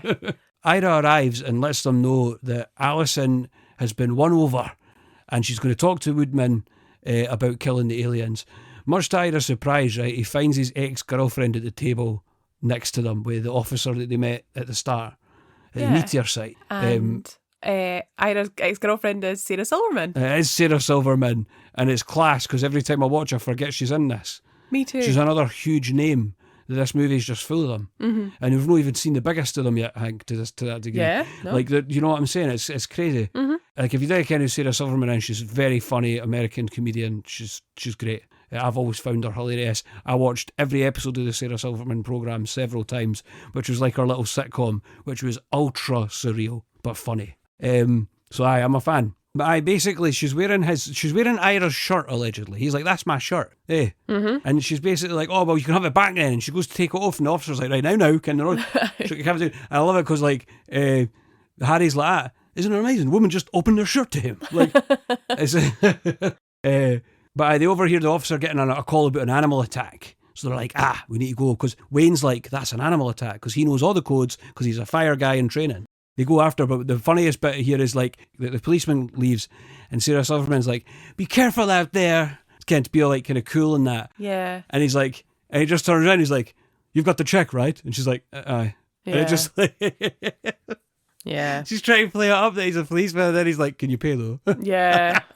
Totally knocks the wind out Which of her just makes her look a bit of a fanny, so. Yeah. It happens. They arrive soon after at the house. The alien dog attacked the wife of it, and they check the inside of the house while Wayne does a parameter check. They find the alien crawled through the dirt with flatworms, basically. So Wayne comes in and tells them that there's something. He's like, if you guys like this, you're really going to like this. You need to come inside.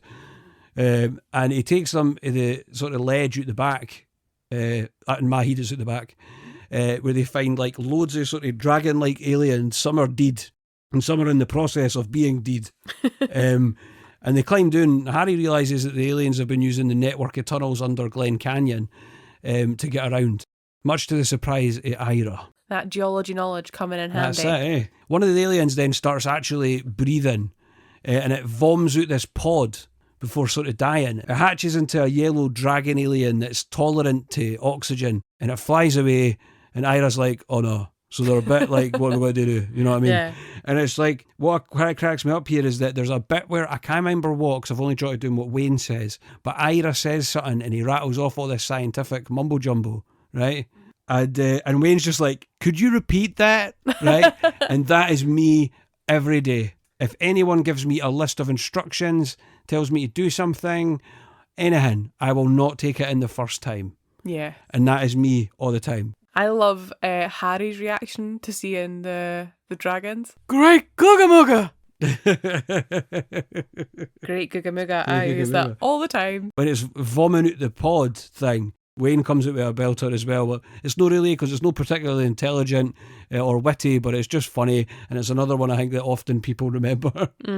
Ugh, that's like a big loogie! To be fair, he's no wrong. It does look like a big greaser. It does It's indeed, gross. yeah. This big flamey sack. So what I didn't understand here is that everybody's taking it at face value that the worms are the source. Like, oh aye, the worms. But the worms just end and then we've got a creature. It doesn't make any sense. How are they rapidly evolving? The only thing I could figure out, right, is that this is Arizona, right? And what do we know later on? We find something out about the creatures that suggests as to why they could be developing so quickly because of the heat. It's the heat. But I don't really know because it's never said. And you're just supposed to be like, oh, sound. So they come out, they're worms, and then all of a sudden they're a mammalian. And this is the thing, right? And I'm not looking into it too much now because when I was a kid, it really bugged me. Because I was a kid and I was like, how's that? Do you know what I mean? Like, how are they just appearing as alien? How are they just aliens now? They've climbed out a wee crack in the ground and they were a worm and then bam, they're an alien. Like, yeah, there's no explanation and we didn't need one, really. We don't really need one. I do wonder if it's But I do feel like they could have slid one wee hang in just to tie that knot a little bit, to untie that knot and show us what's going on. Yeah. Do you know what I mean? I do wonder if it's not necessarily even about the worms. It's just to show you that they can tolerate that area. Aye, and then they die, sort of. Yeah. It's showing that they're progressing or something. Yeah. But it's like, where are the aliens coming from? All of a sudden, these giant things. Do you see what I mean? But again, I'm only bringing it up not because I'm being picky, but because I used to think that as a kid as well. You know. Also, at the point when they're looking at the dog, like alien in the woman's house. Pig. Yeah, dog, pig, alien. All of the above. Any of the above. It really bugs me that they just don't wear gloves or anything. Like, all bare hand, and it's like, this is a nightmare. This is an absolute nightmare. Just to state, by the way, the dog Gus is in here right now, and he's doing there. I can hear him, and he's got his Kong or something, and he's chewing something. And to be honest, we've had a bit of trouble keeping him quiet tonight, so this will have to do. Yep, sorry. So this oxygen breathing dragon, we'll call them dragons. They're dragons. They're drakes, maybe even. That's what they'd be in Harry Potter. Wait, sorry. That's what they'd be in War of the Worlds, a drake, a proto-drake. Do you want to try that a third time? Oh, shit. Sorry. Warcraft. Sorry. Yeah, World of Warcraft. World of Warcraft. There you go. But yeah, I'm going to stick to dragon. So they follow this oxygen-breathing dragon to a mall where it wreaks havoc and grabs a girl attempting to shoplift in the changing room. This is another one of those things that Cat does all the time. I think about it far more often than I should. Why though? I don't know. I think it just captured my imagination at the right moment, and it's now just stuck in the jukebox of my brain I've got. Just a second, please. I said just a second, bitch. Yeah. Bitch. And maybe that's what it is, because this came out in like 2001. So it's probably one of the most cavalier uses of swearing that I'd seen in a film. Swearing. Yeah, because I was 10. I think I hadn't reached that by 10. Yeah, but I wasn't in secondary school at that point. I don't know what I'd saw by 10. I dread to think. A lot of horror. Yeah, a lot of horror. When you've got a brother that's like 4 years older, he's like, come and check this out. It's class. And it's like slashers and that. Yeah, somebody getting stabbed through a bed. Well done. That was a nice Friday the 13th reference there. Thank you. Kevin Bacon, is it, no? It is Kevin Bacon, but I was also thinking... Is it through the throat? I think it's through the throat. That's brutal. It's pretty brutal. It's class. Anyway, I can't wait to talk about some good horror at some point. We'll get there. So Ira, Harry and Wayne are in the mall and they commandeer some guns in the store. I think this mall's been like evacuated. Everybody's freaked out because of the dragons. Feels weird calling them dragons. They are aliens. Yeah. Alien dragons. So Harry's a total badass. Ever used one of these before? Just because I'm a school teacher don't make me a pussy. It's a pretty badass move by Harry. But I do like that the implications that Wayne kens how to use a gun, though. It's no surprising for some reason that Wayne kens how to use a gun. Nah. Just seems like the sort of guy. He does. He's hands-on. I don't know. Is that what it is? Like he's a firefighter, therefore he likes guns. I don't know. I think that's fair. One thing that did surprise me about the mall scenes, though, is that they don't seem to have evacuated. Oh, there's still some people running around. And obviously, that chick in the changing room. Yeah. Stealing everything. Totally. Like, why has somebody not pulled the fire alarm and get everybody out of there? But nah, folk are just like, what's that? That's what people do, though. Also true. So they chase after the dragon. And as I say, there's lots of people around, which causes them to lose sight of the bird, alien. Bird, alien, proto-drake beast. Yeah, any of those will do. Aye. Ira and Harry are prepared to leave and give up. But Wayne has an unusual method of trying to attract the dragon. Oh, this is another one, man. All the time. All the time. Birdie, birdie, birdie, birdie, birdie, birdie, birdie. Go, go, go, go, go, go, go, go, go, go, go, go, go, go, go, go. I love it. I absolutely love it. Caw-caw. Caw-caw. All the time doing the caws in this household. Don't know why he thinks it would work. Why does Wayne think that's going to work? I have no idea. I think it's because it looks like it's a flying alien, so birdie. But he's more like kind of tookie bird sort of noises at one point, I know. He does. And Harry gets very annoyed at this point. Aye. And Wayne doubles down. Caw-caw. Caw-caw. Ha-ha, hee-hee. Tuki-tuki. Caw-caw, caw-caw, caw-caw. Wayne, I think we've established that caca and tuki don't work. Right. Sorry. I love Wayne's persistence. He's so sweet. I know. But Ken, what? It works. Yes, Wayne's persistence does pay off when he's like, at this point, he's on the microphone in the middle of this mall and he starts to sing. Yeah, he does. And it's like, and they're like, he starts singing. Harry and Ira make a joke about shooting him. They do. For some reason. They're no happy with the singing and they're like, oh, I'm going to shoot him. To be fair, I can imagine that hanging out with Wayne for that length of time, you would get dead annoyed They with him. barely know each other. Yeah, and that's a concentrated amount of time when it's a stressful situation and he's like, just being Wayne. When this bit where they're like, oh, I'm going to shoot him. Oh no, I'm going to shoot him first. I was like that when I was a kid. Oh my God, they're going to shoot him. Taking things a bit literally, perhaps, at whatever age I was at this point. Shooting him for being annoying. That's believable. But Harry totally gets behind it when he starts singing and the bird comes back because he goes, rub some funk on it. Rub some funk on it. I love it. I absolutely love it. The dragon flies back towards him, drawn in by Wayne's siren song. You are so beautiful to me. That's what he's singing, by the way. That's all I can do because of legal reasons or something. So the dragon turns round and Ira shoots a single shot. Is it a single shot? It's a single shot, yeah. That takes the dragon down while Harry is rescuing the shoplifter who promises never to shoplift again. Do you know what I love about this bit? Is that the shoplifter comes flying in with the friggin' dragon alien beast, right? And then, like, Harry just, like, flat out Braun Breaker spears her off it. Yeah. Hey. Yeah. I feel like Braun Breaker's got the most famous spear in wrestling right now. For anybody who doesn't know what a spear is, it's just basically a big rugby tackle. Aye, sorry, aye. After the mall, we see a lovely shot of the Jeep, my favourite character in the whole film, where they're listening to Play That Funky Music and the three of them are kind of celebrating. Yeah. I think this is the first time I heard that song. Yeah, me too. So when I was a kid, I didn't think it was funky. I mean, I know that's what the song's trying to do. I'm not sure it is. I always thought I'm not sure it was it's on trying purpose. to make you think it was saying a different word. I think it's also a very Scottish thing to hear that word. Especially in that context, because that's how we say it. Yeah.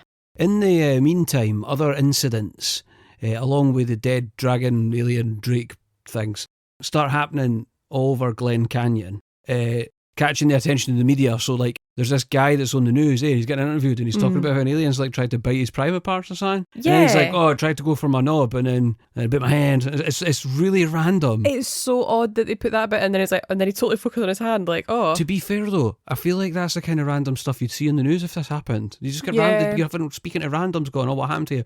Oh, I was bitten off a dragon. Get what I mean? Yeah. No, I think that's a fair point. I don't know, but it feels almost real, actually, which is kind of odd, because I actually came into this about to take the mick out of it, but actually when you think about it, yeah, it's quite realistic. Yeah, like that time that I got interviewed for the news. I got interviews for the news once. I did. Do you want to hit us? I mean, it's going to take a bit of time for you to go through everything you said, but go for it. It's terrible. I've never seen it, unfortunately. You've still not seen it? No. Wow. You missed out. It was about blinking you'd miss it. Did they speak to you for longer than that? Loads longer. So I must have talked absolute rubbish and they've cut it down to it's terrible. I think you talk rubbish. It's just you might have said something already somebody else has already said. So they've pulled that bit out. That's how they do that. So obviously with all the tension on the media and stuff, the Arizona governor, Governor Lewis, finds out about it and he comes to Glen Canyon and he's airlifted into the base at Glen Canyon and the mayor is none other than Dan Aykroyd. Yeah, wonderful. It's awesome. Every time he comes out like, yeah! So, obviously he's pals with Ivan Reitman due to the Ghostbusters connection. But Governor Lewis is pissed at Woodsman for basically no telling him about this whole thing. Yeah. Which is wild to me. Nobody seems to inform the local government. No. Alison then explains that they're in a serious situation now because if they let this sort of alien ecosystem thing grow, like in 2 months, it'll cover all of the United States. Yeah. I think it's quite an extreme model she's got. So, like, clearly one shot managed to take down the dragon one. Yeah. So I can imagine that the United States Army probably could contain the situation and kill them all if they wanted to. But they're moving so fast. That's what she's probably trying to get focus on. Yeah, and I get that. And I know they do double quite quickly. But when she does say that they're going to be, like, humanity will be extinct, so that's a bit extreme. Yeah, I feel like I'd like to see a follow-up series where we're trying to survive and the aliens have taken over. Right, this isn't Jurassic Park. I kind of like that, but less cohesive, more like destructive. Like The Mist, the end of The Mist. But like, I've only seen the movie, I've not read that, I need to read that. Stephen King doesn't spike the landing, I hear, though, quite sometimes. I've heard this a couple of times. But then I've also heard from friends recently, a few friends who have read stuff of his and said it's good. So, in my previous employment, I used to get really annoyed with the sort of overarching hierarchy, the sort of hierarchical chaos. The governance structure. Aye, chaos is probably the wrong word to use. It just felt frustrating that everybody always had, I need to get this person to do this, or, this person needs to understand this. And it's the bureaucracy. And so what Dan Aykroyd says here, I totally resonated with me. All right, put a plug in it. I'm not interested in your bureaucratic crapola. What I really want to know is how bad this thing is. I love it. It's true, right? I used to have folk come at me with issues, and I'd often just be like, right, what is the problem? And let's get it fixed. And folk would just, no, let's focus on the issue, the new. Because normally it was sometimes could be something that was quite urgent.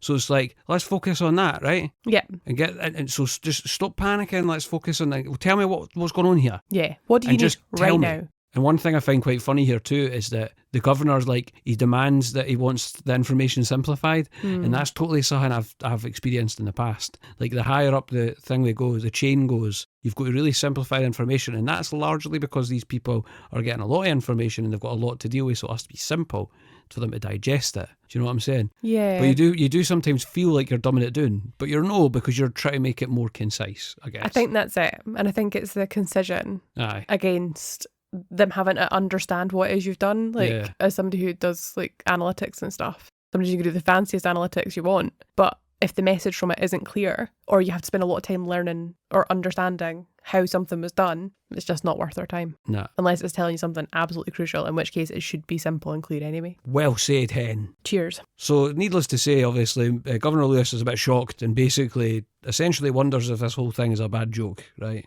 Speaking of bad jokes, I think we actually forgot to mention there's a bit where he threatens them to, like, prison. Yeah. Right? And it's hilarious. Not that cushy federal place with the loose jumpsuits. State prison with the crotch binders. Crotch binders. Yeah, that sounds awful. I know. Well, prison's probably pretty crap anyway. And I imagine your sort of what you're wearing's maybe your the last thing you're worried about. Yeah. Although if it's that uncomfortable, maybe no. And it's not going to be like Paddington, where you get like a nice dyed number. Oh, the pink ones, and they also eat marmalade, and they have like musical numbers with Hugh Grant in that. Yeah.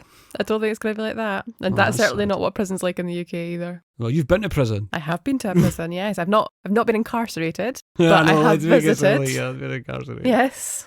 I have visited a prison. Ira, Harry and Wayne walk in, and basically Harry's like, admit it, you're glad to see us, eh? Oh, he does. So funny, right? Walk in, right? Woodman tries to basically place the blame on them immediately. He's like, get them arrested, eh? Yeah. Have these men arrested. It's like, immediately. Call the military police. Well, he says police. MPs have these guys arrested. And I was like, well, like members of parliament. Military police. I honestly still didn't care until you just said. Yeah, military police. All I could think was, why is he getting MPs to get them arrested? That makes no sense. I think being an MP would be quite cool. Like, you didn't get to arrest folk though. Nah. You're just like, the pavement needs fixed outside 123 Fake Street or whatever. Yeah. Nah, I don't want to be that sort of MP. I want to be a military police. Oh, right, I see. I thought you meant, oh my God, what's wrong with me? I don't know. But yeah, no, I think being an MP would be pretty rubbish. Although the expenses are good, I hear. What I really love here is when the lads, hey, the lads. The lads. When the lads turn up, they all kind of introduce themselves with their accolades. Yes. And their titles and roles. And Wayne's is class, because it's literally, I see a lot of myself in Wayne. Dr. Ira Kane, I'm the chairman of the science department at Glen Canyon Community College, and this is my associate. Harry Phineas Block, adjunct professor of geology. Voted for you. Wayne Gray, took some chemistry in high school. He's great, man. And it's like, I didn't really remember much of the chemistry I had in high school. I remember the teacher I had the first time. She was quite cool. But I found chemistry really hard. So I can't really say, yeah. Well, as you know, I found chemistry incredibly difficult. I managed to pass my higher just. And then you went into uni and did that course, and I know it was difficult, but you did it. Can I remember it? So Woodman explains his plan to evacuate everybody in like a 5-mile radius, I think it is, like the infected area. And he basically he wants to use napalm to get rid of them. He does. And then we burn the alien menace right out of there. With what? With napalm. Lots and lots of napalm. Napalm? Why don't you just nuke them while you're at it? What about nukes? I love it. Like, Ira takes issue immediately, right? Yeah. And mentions the nukes. And it's that wee guy, the guy that's in Modern Family. He just leans over and he's just, because that's where I recognised him from. I've not seen that, but I've seen an episode and I laughed hard. It was class. It's always been on my list. Yeah, I need to watch it. But he's like, he just leans forward and actually like, what about nukes? Like the wee devil on his shoulder. Like, Like, that's not a bad plan. Their attention's diverted though, for the plan, because the cameras start getting broken. The ones that are in the sort of mushroom room, the fungus room, the room with the meteor site, sorry, is probably the better way to say that, eh? And the aliens are breaking them, and clearly intentionally, too. Yeah. So they're developing, because they ken that they're watching them, so they break the screens. Yeah, it's very systematic. It's quite terrifying. They're learning. Do you know what I mean? But they've basically now evolved into primates. They're like big Sasquatch guys. Big purpley, light purple Sasquatch aliens. See, to my eye, with no noses. they're kind of sky blue. I don't know. I bet if I watched them, they're blue. In my head, they're purple. But anyway, they're big, like, blue gorilla things, arguably. So the big primates break through the airlock and they're using the elevator. Is that right? Yeah, so they get into the elevator and that's how they can tell. I'm just thinking they must have to use an airlock. elevator. But I didn't remember that. Well, there's a couple. So you don't actually see them come out the elevator. They rip through the ceiling thing. So it's like some of them have got into the elevator. I seem to remember them just sort of jumping out the hole. Yeah, but they definitely start the elevator. Right. When all this is going on, the lights sort of go out, and they take a soldier back down with them. Wayne tries to shoot one, and he sort of saves the governor and Ira in the process. Yeah, what a hero. Is this the point where he's maybe going to secure a future as a firefighter? Oh, I'll have to see. Governor Lewis gives Woodman permission to do this napalm thing, because he's seen this and he's like, we need to get rid of this. Woodman promises to be ready by noon the next day to burn them, so he's obviously had this already, to be fair. Yeah, where are you going to get lots and lots of napalm in like 24 hours notice? Lots and lots of napalm. He has Ira, Harry and Wayne removed from the base and tells Alison that she needs to be working. Rude. I know, so basically she gets fed up with it and she leaves with a sort of, recovers the research material that the military had stole for the guys in a wee yellow sort of case thing. Yeah. And she joins them. And she's one of the crew now. She's part of the gang. I like it. I actually like it. I think there's a bit where she gets in the car and she kind of gets near Wayne, and Wayne's like, "Oh, hiya," and because she kind of falls onto him because she's so clumsy. Of course she does. But at this point, she turns around and she goes, "I'm kind of with him," and she points to Ira. Yeah. And I get that point, I was like, "Oh, I am in there." Yeah. He's like, "Oh, hey." One thing I noticed here too, there was a hybrid of CGI and practical effects again. So I've had a few practical effects, stand out being the amphibian one that Wayne slams onto the table at the college, but also some of the primates are clearly like suits here. Yeah. And then there's a bit of some CGI that's not so good, but hey, it was 24 years ago. Yeah. There is like suits, like ape suits going on here. It's quite cool. Yeah, like they look dead fluffy. Aye. Proper Totally. Fluffy. I think that would have been near impossible to do at the time. Well, in CGI, yeah, like I can remember the biggest leap in that was when Sully in Monsters Inc. because they had to animate his hairs. Yeah. Like back then, it still looks alright now. It still like does. Monsters University looks like great, but Monsters Inc. you can still see it, but I think it was really hard to do it. Yeah. So I get Pixar's it. always a front runner for these things. Yep. So it's understandable they would do it as a suit, and I think it just helps it have longevity, to be honest. On the trip through town, people are basically preparing to leave or just getting hammered and having parties. Yeah. Because it's like, we're going to die, so we'll just all get hammered. Yeah. Or like, I mean, I think there'd definitely be an element of that if that happened. Yeah, I think so. But there is an evacuation order in place, so... Yeah, you're just going to get blown up, mate. You could probably survive if you leave. Yeah. Instead of just getting hammered in the college, which a lot of them seem to be doing. Also, compared to some other evacuation notices, you have been given quite a lot of time. Aye. Like, realistically, you've had at least 12 hours. So that's a long time. When you think about like wildfires and like flooding, you're definitely not getting that amount of time. No, this is a pre-planned event. Do you know what I mean? Yeah. I think what's awesome here though is they pull into the college and all the chaos is gone, and the music is Power Man 5000, When Worlds Collide, class, man. And I don't know if you know this, but the guy Spider-1, that's the singer for Power Man 5000, is Rob Zombie's brother. I did not know this. I think his name's Michael Cummings. Could be wrong. And obviously Rob Zombie's Robert Cummings. I didn't know that either. Aye. So he's his brother. So, but people didn't ken Power Man 5000 because they didn't have that many hits, but they had some belters, and it was like the similar sound to Rob Zombie kind of style, man, that industrial sort of metal sound. I loved it. And I was like, yeah, it's on my monthly playlist this month. Well, there you go. That's that. But yeah, I remember even back when I first saw it, so I'm recognising that was an absolute banger. Back then, you'd wait to the end of the movie and watch the soundtrack come up so you could write down the songs and then try and get them I kind of by legal means. Yeah, I still do that now.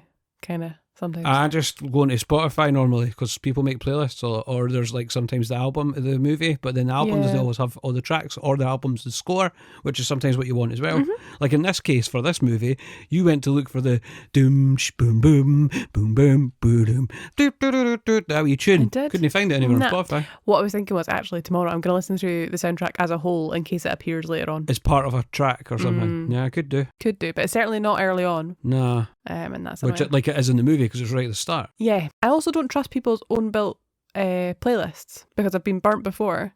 I've just like put it They on. just add on what they want. Yeah, because it's your own playlist, you can do what you like. But I just no longer have faith in them. Yeah, I get you. So they manage to make it back to the college and they head into the lab where Ira tries to get an answer on what the alien weakness is. And they're having this discussion and Harry accidentally tosses a lit match into a petri dish of that blue ooze that we talked Growth about earlier. acceleration goo. That one. Aye. And basically it just goes bananas and It grows grows like pure tentacles and like climbs up the wall and like it looks does. like the inside of a body. Yeah. Is that weird? Kind of like Bowser's Inside Story. Yes, I loved that game. It was That's so stupid. good. It's like you're inside. It was like that's what it kind of looks like. Yeah. That's what I imagine it would look like if it was real. And also, can we talk about the fact that Harry is throwing matches around in a lab, which is a really terrible idea. I think it's the least of their concerns right now. Yeah, what I like is when they see the reaction to the flame, and then they obviously piece together that's how the aliens are going to react to the napalm. Wayne says, you better call that Dick General. You better made call me that laugh. Dick General. So Alison does make the call to Woodman, but he's still mad at her, and he just doesn't take the call. And the wee guy comes over and he's like, "Oh, that's a call for that Alison bird," and he's like, Dick here. Yeah, it's just like, whatever. He tells him to go away, essentially. "Oh, I'm busy, sorry." Yeah. And the guy kind of looks at him like, this could be important. And he still chooses to ignore him. So partly what's about to happen is Woodsman's fault. Oh, 100% Woodman's fault. 100%. I guess I keep saying Woodsman. Yeah. Like he's some sort of tin man. Yeah, you've given him a job. He's the Woodsman. But yeah, it's just He's so Woodman. good, he's the General Woodsman. Yeah, absolutely. He's the best of all the woodsmans. So Danny and Deke's arrival, they come bearing beer to help Ira relax. But what happens is he notices that Alison's wearing a t-shirt with a periodic table on the back, and he starts having a look at it. You had one like that? I did have one like that. Mine's on the front though, so it would be a very different scene. Oh yeah, would he? That's why it's on the back then. That's why it's on the back. Yeah. And he starts coming up with this idea that we are carbon-based life forms who cannot tolerate exposure to arsenic. Yeah, so yeah. They are nitrogen-based life forms, and if you follow the same down and across from nitrogen, you get selenium. So he theorises that selenium might be poisonous to the aliens as they're nitrogen-based, and they need to try and find large quantities of this to destroy the aliens. They ask a very important question of how they're going to get 500 gallons of selenium at 2 a.m, to which Deke and Danny ride across the hill to save the day. They do, it's hilarious.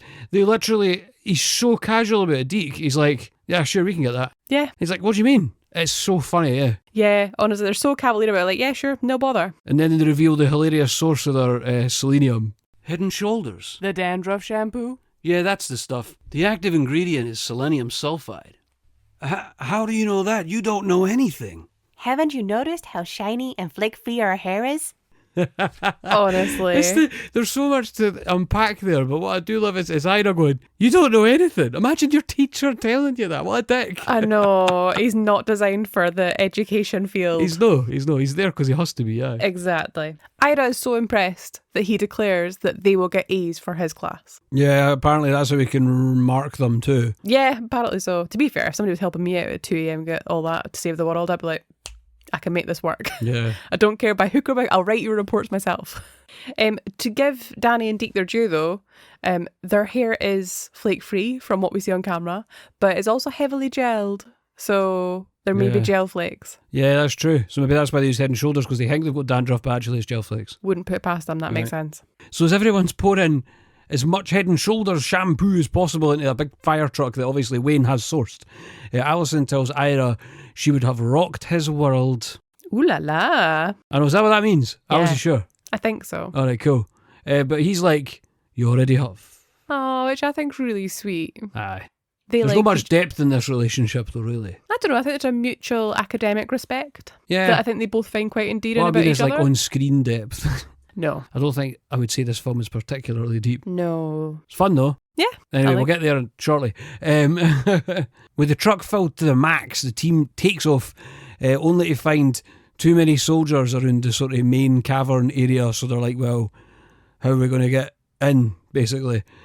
So Harry tells them they can gain access for the abandoned silver mine, bearing in mind there's this sort of network of tunnels. So they soon arrive. Once through, Ira sends Wayne up to the truck to pump the selenium through. Back up on the ground, Woodman is informed that they can blow up the aliens early, which I didn't think you would be able to do in this situation, given you've given people time to evacuate and everything. I wholeheartedly agree. I do love this too, because the governor plays an absolute baller move on the general to kind of basically say, you better not mess this up, and I love it. Governor Lewis! I don't see anything burning. Where are all the explosions? We're just getting underway. We didn't know you were coming to see the show, sir. You damn well better make it a good one, Sergeant. That's general. Not if you screw this up. Yeah, the serious undertone at the end. Not if you screw this up. It's so Dan Aykroyd, the way he delivers it and everything. It's gold, I love it. Mayor Lewis arrives and marches straight up to this soldier and just tells him straight that what's happening. Alright, get moved, basically. Keep my chair warm for me, are you? Thank you. I'll take a pair of spy glasses and a hot chocolate. Excellent. Chocolate. He's a good man, good tastes. Yeah. What are spy glasses, though? I think it's just binoculars.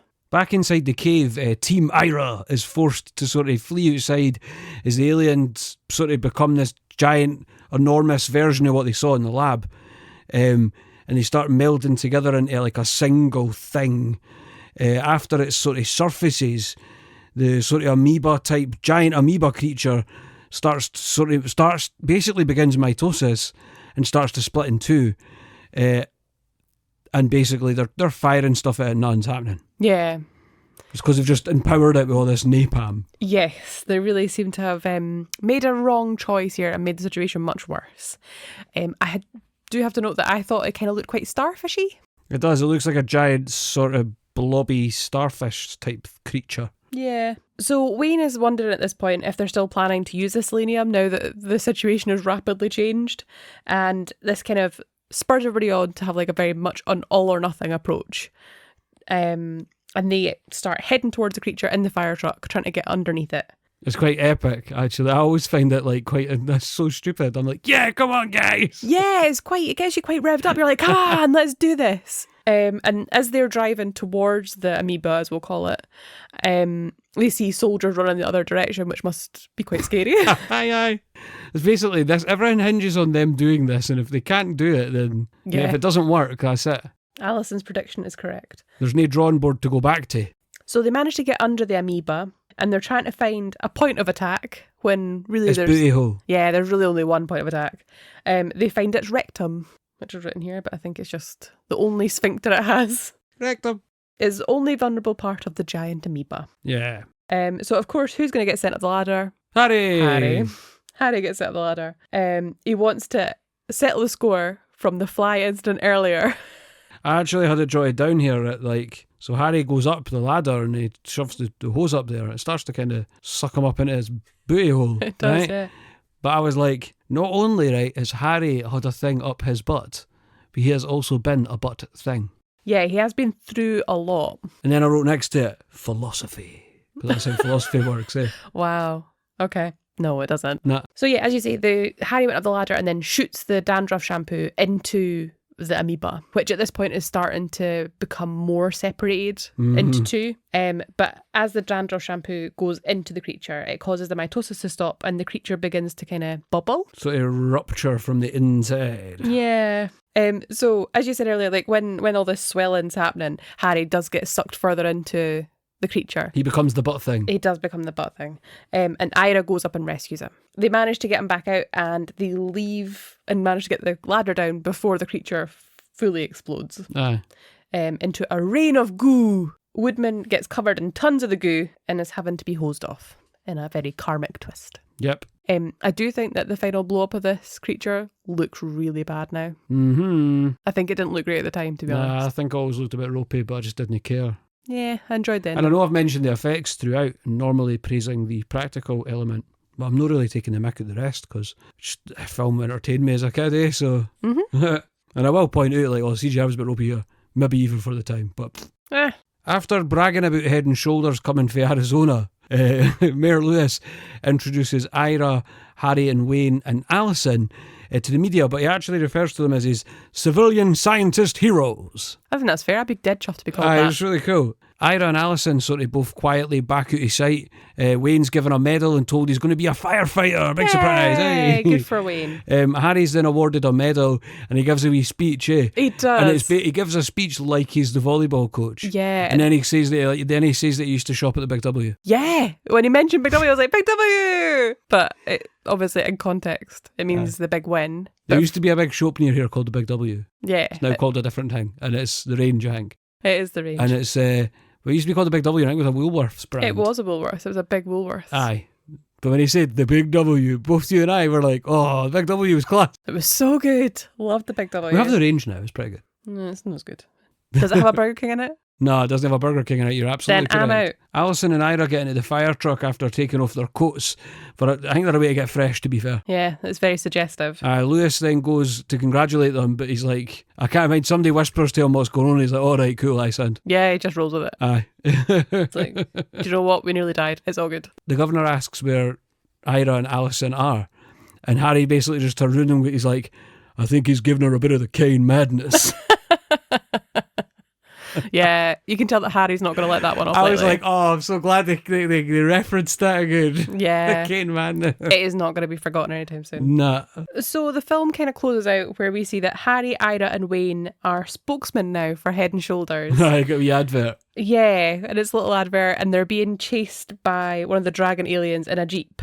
And the film closes out with a dragon alien roaring and then lunging at the screen, which I actually don't like. Yeah, it's a bit random, eh? Very The odd. Head and Shoulders advert bit I hosted was a bit of a cheap joke anyway. I don't But then mind to chuck the dragon alien back in again, I was like, what are you doing? These are all dead. Yeah, are they dead or are they not? Do you know what I'm saying? And I think it was like, I said to you, what's the deal with this? You're like, I think it's because it's supposed to be an advert. Yeah, I'm just like, nah, they should have just no bothered. yeah, just cut that Okay, off. well, it could have been finished off quite easily with the Kane Madness joke because it's a funny Totally. joke just to sort of simmer down the whole thing. I wholly agree. Maybe no, I don't know, but hey, oh. Yeah, like even if you did the little cheesy advert, there's loads of things you could have done. But then I also wonder whether maybe potentially they were trailing it off for a sequel. But either way, it's kind of a bit messy. They've got like Head and Shoulders super soakers and that. Actually, when that's the end, really, isn't it? And that's us. That's it. The Earth has been saved thanks to the civilian scientist heroes. Always thanks to the civilian scientist heroes. Yeah. So, Mikey, would you like to round up your thoughts? I'll always stick up for this film to a degree because I've got such fond memories of watching it so much as a kid. And that's always one of these things we always say where we were saying, you know, we'll have fond memories of certain movies, so you're going to stick up for it because you're like, oh man, I loved that movie when I was a kid. I'm trying to be sort of more objective. Do you know what I'm saying? And Yeah. be like, right, well, let's look at it as if I was watching it for the first time. That's not an easy thing to do. No, it's not. And I can't do it. But I'm trying to look at things at least in a different way. And I have definitely done that so far for the movies I've already seen. So, Yeah, I think we do okay. like watching it again 24 years after it's come out, it's still fun. It stands out for just general silliness and entertainment value. The science is way off. We know that, right? But there's always stuff. With this movie, you could always just explain it by saying, aliens or alien magic acceleration goo makes things grow faster. Or when I said to you, how are they worms one minute and then dogs and dragons the next, like little pig dogs and dragons the next? Because aliens. Yeah. With films like this and it's just for entertaining you, stay poke at it too much, eh? Yeah. Like you're sitting there, you know, you're a science person, really. Your life has been revolved around science. Mm-hmm. But you're not sitting going, I hate this movie, because it's entertaining, man. No, you just got to take a leap with it. Just let it lead you on the story. So, like, for me, I've always found it just, it's a comfort film to a degree. Mm. I liked it for that reason, and that's the reason I went into it liking it. Mm-hmm. This time I left it thinking that some of the the dialogue writing's really good.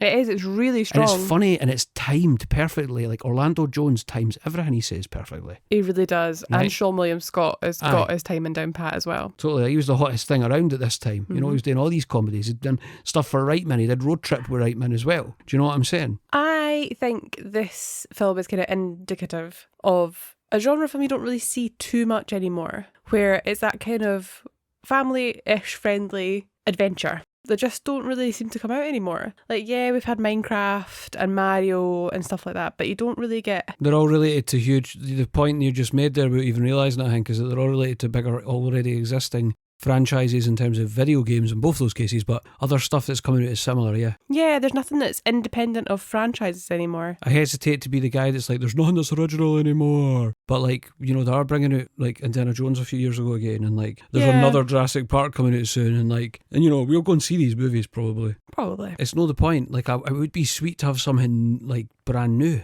Yeah, I wish they were a bit braver and they would just tell these stories. Like, it's just a story. Yeah. That's all it is. But that's the thing, like, when's the last time you looked at the film that we've watched and went, oh, cool, so this film is actually based on a script? Mm-hmm. So wasn't it based on a book? Was it based on a comic? Wasn't it based on a TV character, a video game? This was original stuff. So this, like, just to kind of round up what I was thinking, is this is the sort of film that I really enjoy, where it's a little action-adventure story, as I say, but looking at it through the lens of 24 years old, like it is 24 years old now, some of it hasn't aged terribly well. Like, some of the jokes are a bit close to the knuckle. Like, I think the way they played Harry is a bit of a sex pest. They do. They played Harry as a sex pest, but also, right, this film, so I was quite young when I saw this, and the jokes that Harry makes about the treatment of people of colour, right, are made in this movie. That was my first kind of experience of that kind of thing. Yeah. When I listened to the jokes he said and I took on board and understood what he was saying. Mm-hmm. So like, there's an element of illustrating social injustice here. Yeah. I'm no kidding. For me it was, and it probably was for quite a few other people in my position. Well, I looked online again, as I always do, and you know, largely kind of agrees with us. There was more other stuff there I hadn't really thought about. It mentioned the witty dialogue, but we picked up on that because we wrote down so many lines when we were watching this thing. Yeah, there was loads. It's kind of praised for how imaginative it is by some, and that the cast have a good on-screen chemistry. That's a fact, especially David Duchovny and Orlando Jones together are funny. And then when you bring Sean William Scott and Julianne Moore into that, they're all quite good together. They're great. Which is kind of not always the way it works. The other side of the coin was that some people think, the people that don't like it think that it's tiresome and a bit silly, and that the jokes are a bit sort of, toilet humour essentially, and that, you know, it relies on that stupid humour maybe a bit too much, and that the plot's not very focused. But I'm just like, just way to suck the fun out of it. Yeah. Like, I think it sort of suits me. Like, that's my level of humour. Yeah. But I guess, as we've said, there's not a lot of depth, but this isn't gonna be able to tell that sort of story in the time it's got. And you say that thing about the humour, it's like, sometimes we all just feel like a bit of a giggle at something stupid. I think that's where the witty humour is in the dialogue. Yeah. It's something there for everybody. Okay, Mikey, would you like some trivia? Yeah. This was initially written as a serious science fiction thriller, but Ivan Reitman hired David Diamond and David Weissman to rewrite the project as a Ghostbusters-style comedy. The original writer, Don Jacoby, actually enjoyed the changes so much he decided to stay on with the project, working alongside the other writers. That's so cool that he did that. Yeah, it's What a nice ledge. that he stayed, because some people can imagine that if that happened, you may get a bit, So, there was lots of other people considered for the parts in this film. Would you like to hear them? Aye, of course. So, Michael J. Fox was considered for Wayne. Aye. Yeah. Bill Murray was considered for Governor Lewis. Unsurprising. Will Smith was considered for Harry Block. Mm-hmm. Jennifer Aniston was wanted for Alison Reed. Of course. Of course, she was everywhere. And John Cusack or Leonardo DiCaprio were wanted for Ira Kane. I think those would have been terrible choices. Yeah, film works how it is. Don't mess with it. I don't like any of those. Yeah, maybe John Cusack might have been okay. Maybe. So the shoot of this movie was quite lengthy in Page, Arizona. So Dan Aykroyd entertained the local folks by IDing guests at a nightclub. That's so funny. He also unofficially greeted people at Walmart, and he visited locals for cups of coffee in their home. No way. What a legend, eh? Yeah, what a cutie. David Duchovny turned down a role in Star Wars Episode 2, Attack of the Clones, to be in this movie. Aye. Well, ugh. That would have been horrible, eh? Wonder who that was going to be. I don't know, it doesn't say. DreamWorks Pictures was the original distributor, but months before production began, they sold the international distribution rights to Sony Pictures due to budget concerns. That's wild.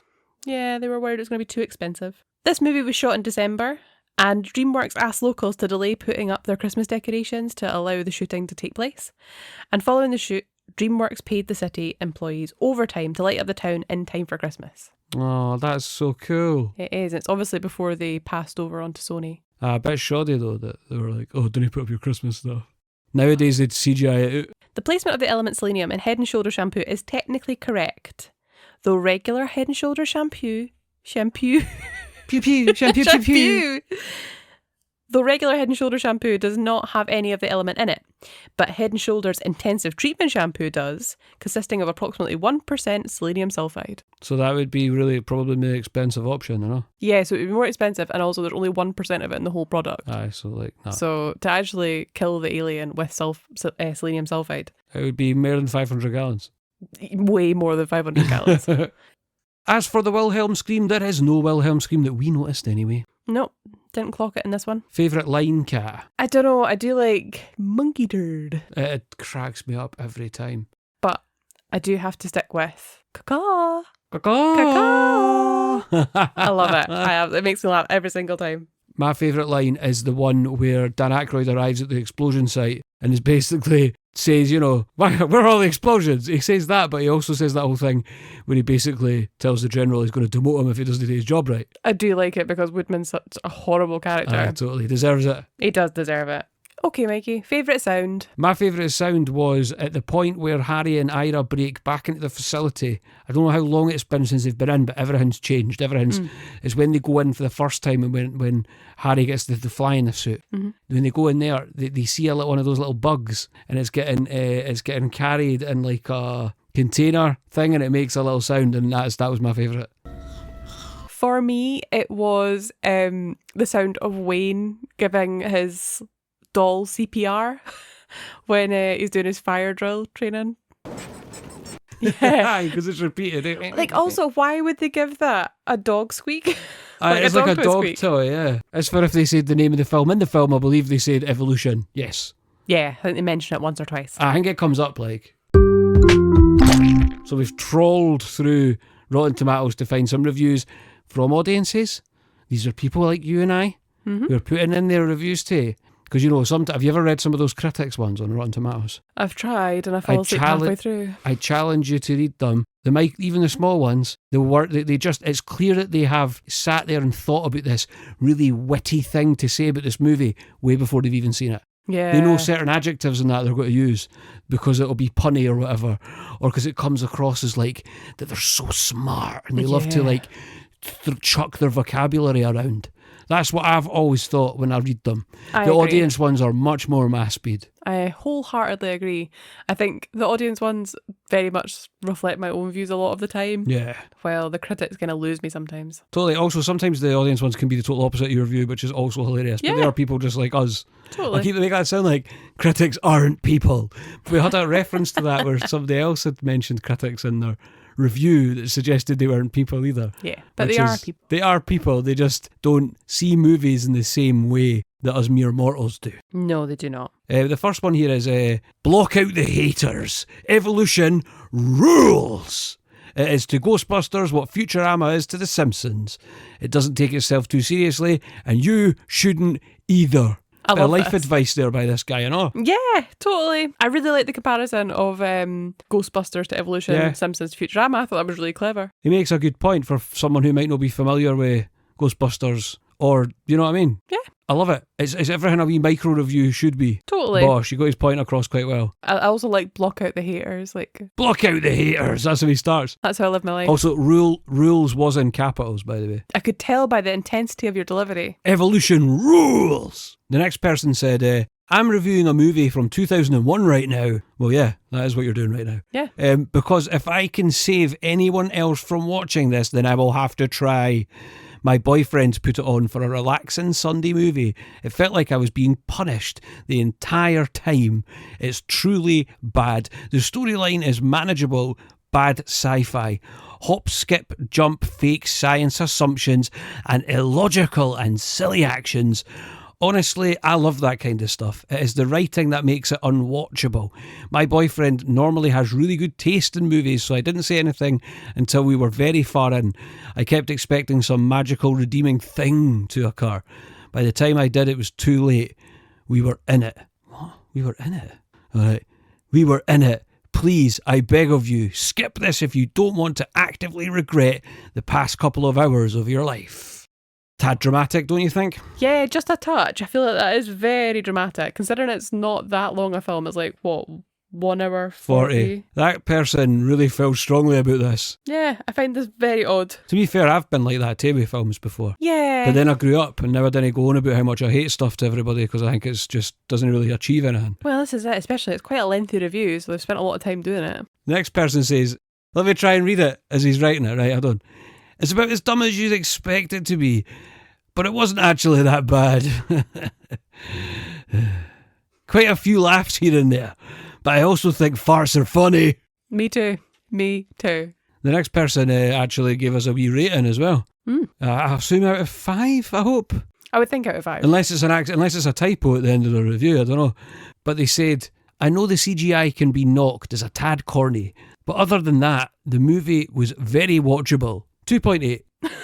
Just 2.8. No, yeah, just 2.8. Just 2.8. It's better than 2.5. You could hit 2.8 as a typo in your keyboard after you've been typing, but I'm not sure it's entirely plausible. Nah, that feels very I'm deliberate. assuming given the review they've given, that's out of 5. I would think so. But it's so specific. Don't you just go to the half mark? You didn't tend to go like... Yeah, I thought it was increments of 0.5. Aye. This next one's great. It's the best start ever. I've seen it one. David Anchovy. Oh, right, okay. Wait, I've seen this on TV where it's about to run again this Sunday morning. So I think this must appear frequently on TV. What, the movie? Yeah. But I do love that it just starts out with David Anchovy. What's that about? I don't know. David Anchovy. I don't know. It's like this person's had something they want to say in their head, but they've not really quite been able to get it out. Yeah, like I feel like Which is fair, because maybe some people aren't any good with that kind of thing. Yeah. I get it, but I love it that they still put up a review anyway. I don't know, I kind of feel like it's a bit of a slam on David Duchovny. David Anchovy. Yeah, it just feels it's got a slight, like... derogatory sort of feel to it, maybe. Yeah. And the next one actually starts with a kind of thought process I've always had with this movie too. A Men in Black and Ghostbusters hybrid that came about 6 years too late. 6 years, that part I didn't agree with. What I mean is, I feel that it is a bit of a Men in Black Ghostbusters hybrid to a degree. The comedic timing is a bit like a low car battery that needs the occasional jump. It's not a terrible film, all in caps, but it does have its flaws. Orlando Jones is one of them. This shan't stand. It shan't. Orlando Jones is not one of them. That's what it says, by the way. So it does. Orlando Jones, we've said and praised how funny he is. I really enjoy his performance. I know. I have to disagree with that, but okay, well, everybody's entitled to their opinion, and that's fine. I did enjoy We the do comparison. say right at the start of this podcast, these are only opinions, you can differ. Absolutely. But I do like to try and sit and see all viewpoints, you know? So I get maybe why somebody would think that, I guess. But I wouldn't necessarily attack Orlando Jones specifically. Nah. Anyway. If I was going to pick out somebody's performance in this movie that let it down, it definitely wouldn't be Orlando Jones. No, I didn't think me. so, not. General Woodman, I'm looking at you. Now, the question we're all thinking. Mikey, for you, is this movie fresh or rotten? I'm sitting here saying to you, I watched a lot as a kid. I've got fond memories of it. I watch it all the time. Whenever it's on, I'll watch it, and we do watch it quite frequently. But I still assessing it properly as a whole. Like, I can't let those plot holes and that get in the way. We've said everything can be explained by growth acceleration goo. The very fact that in my head canon I made something called growth acceleration goo suggests to me that somewhere in there it makes sense. It's fun. I like the dialogue. I think that Orlando Jones and David Duchovny, Julianne Moore, Sean William Scott, Dan Aykroyd, Ted Levine, the two guys, Deacon Danny, that play Deacon Danny, all class. So like, I can't say it's rotten, I don't think.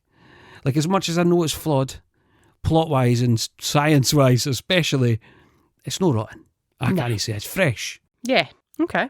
What about you? Do you agree? I do agree. This movie is one that I feel like I know pretty well, and I still laugh. Even though I know the jokes are coming, I still laugh. And I think that's a real telltale sign that it's, for me, I enjoy it. I can understand that if somebody was coming at it fresh, maybe they'd not enjoy it as much, but I will always enjoy this film. Nah, it's fair. Like, if it's a film that's on when we watch it, we always watch it. But there's other films like I know are rotten. Like, to be fair, I had a hard time saying that Van Helsing was fresh. Did you? Last week, the other week there. Yeah. And I was like, and I think I said at the time, if our memory serves, that like I love it because of my connection with it to the monster verse. It's not even called that. It's just like everyone's a universe now. I I love it for that, but necessarily the film is kind of like, it's hard to say. I couldn't say it was fresh because I watched it a lot, but I'm not going back to change a decision that I've already made. My point is, like, there is films here where I'm like, oh, is it rotten? Yeah. I feel like Van Helsing got away with it and got through the net because of the connection I have with it, and I think this one to a degree is the same, but I think this is a better movie than Van Helsing.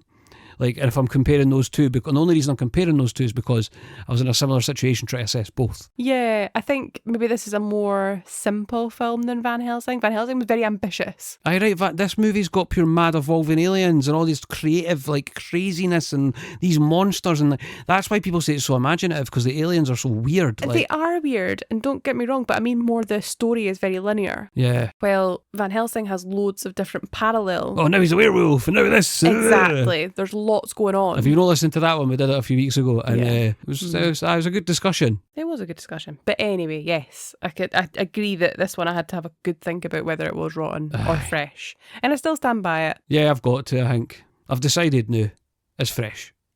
And you've decided it's fresh. And would you watch it again? I know I'll be watching it again, because Yeah. you always put it on. I do love it. So the next movie comes recommended by Kirsten. Yes. Yes, it's been a bit controversial in our friendship group where Oh. one friend said they loved it, Kirsten, and one friend said they didn't, Lauren.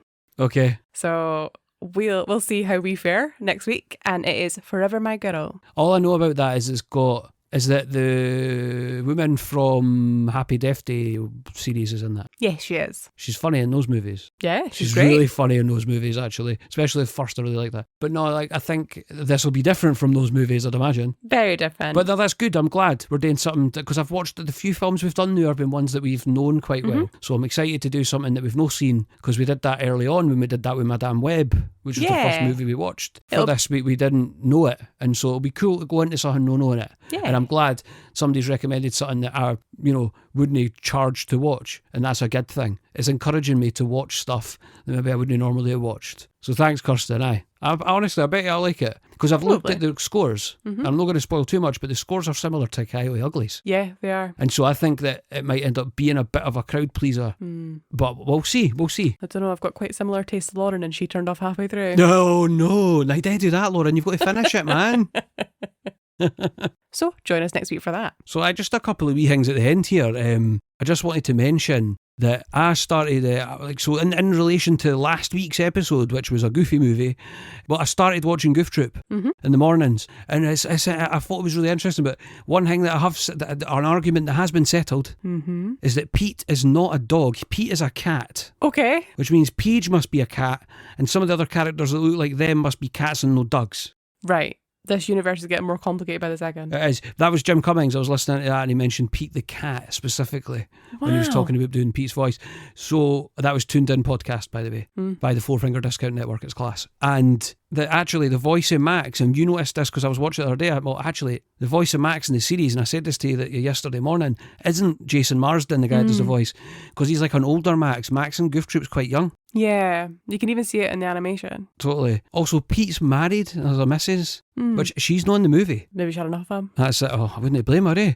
And they got a daughter, so Paige has got a young sister, and she's a dog of some kind, and the mum's a dog, but they're cats. Also, just to make matters more complicated, they have a pet dog, and Right. Goofy has a pet cat. This is getting on slavery terms now. It's getting really weird, eh? Okay, so Goofy's a dog. I think so. But anyway, I'm enjoying it. Good. So I just thought I'd weigh in that I've got a couple of wee bit. I'm just doing a wee bit more research. Also, just enjoying watching it, to be fair.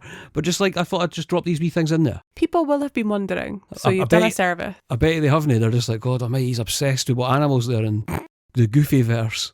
So we had a couple of messages recently too. So I just thought, Exciting. I know I've asked these people if I could share what they said, and they said aye. So we had one from Kieran, and he said he really loved the podcast. This is in reference to, I think, Madame Web, actually. Aye. He said he hadn't even heard of Madame Web, but now he's actually, right, this is mental, excited to watch it and see what he thinks of it after listening to us. Oh, wow. Sorry, Kieran. But also, awesomely ended that with you guys have knocked out of the park. Oh, thank you. That's very So kind. that's awesome. That's really awesome. So thanks for that, Kieran. And thanks for letting me read this out as well. You're a wee gem.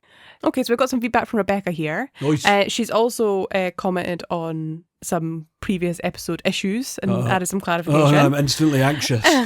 Don't be, it's all fine. I'm sorry, I'm right. She firstly loved the episode. She just listened to Coyote Ugly and loved that. Oh, So sweet, yeah, that's very episode nice. 2. Thank you very much. And she says that you sound like Jack Black. Is that right? Yeah, I can Think see so. it. I do like to shout like Tenacious D lyrics quite frequently. Yeah, we went to see them last year. They were great. Oh, I know, it was so good.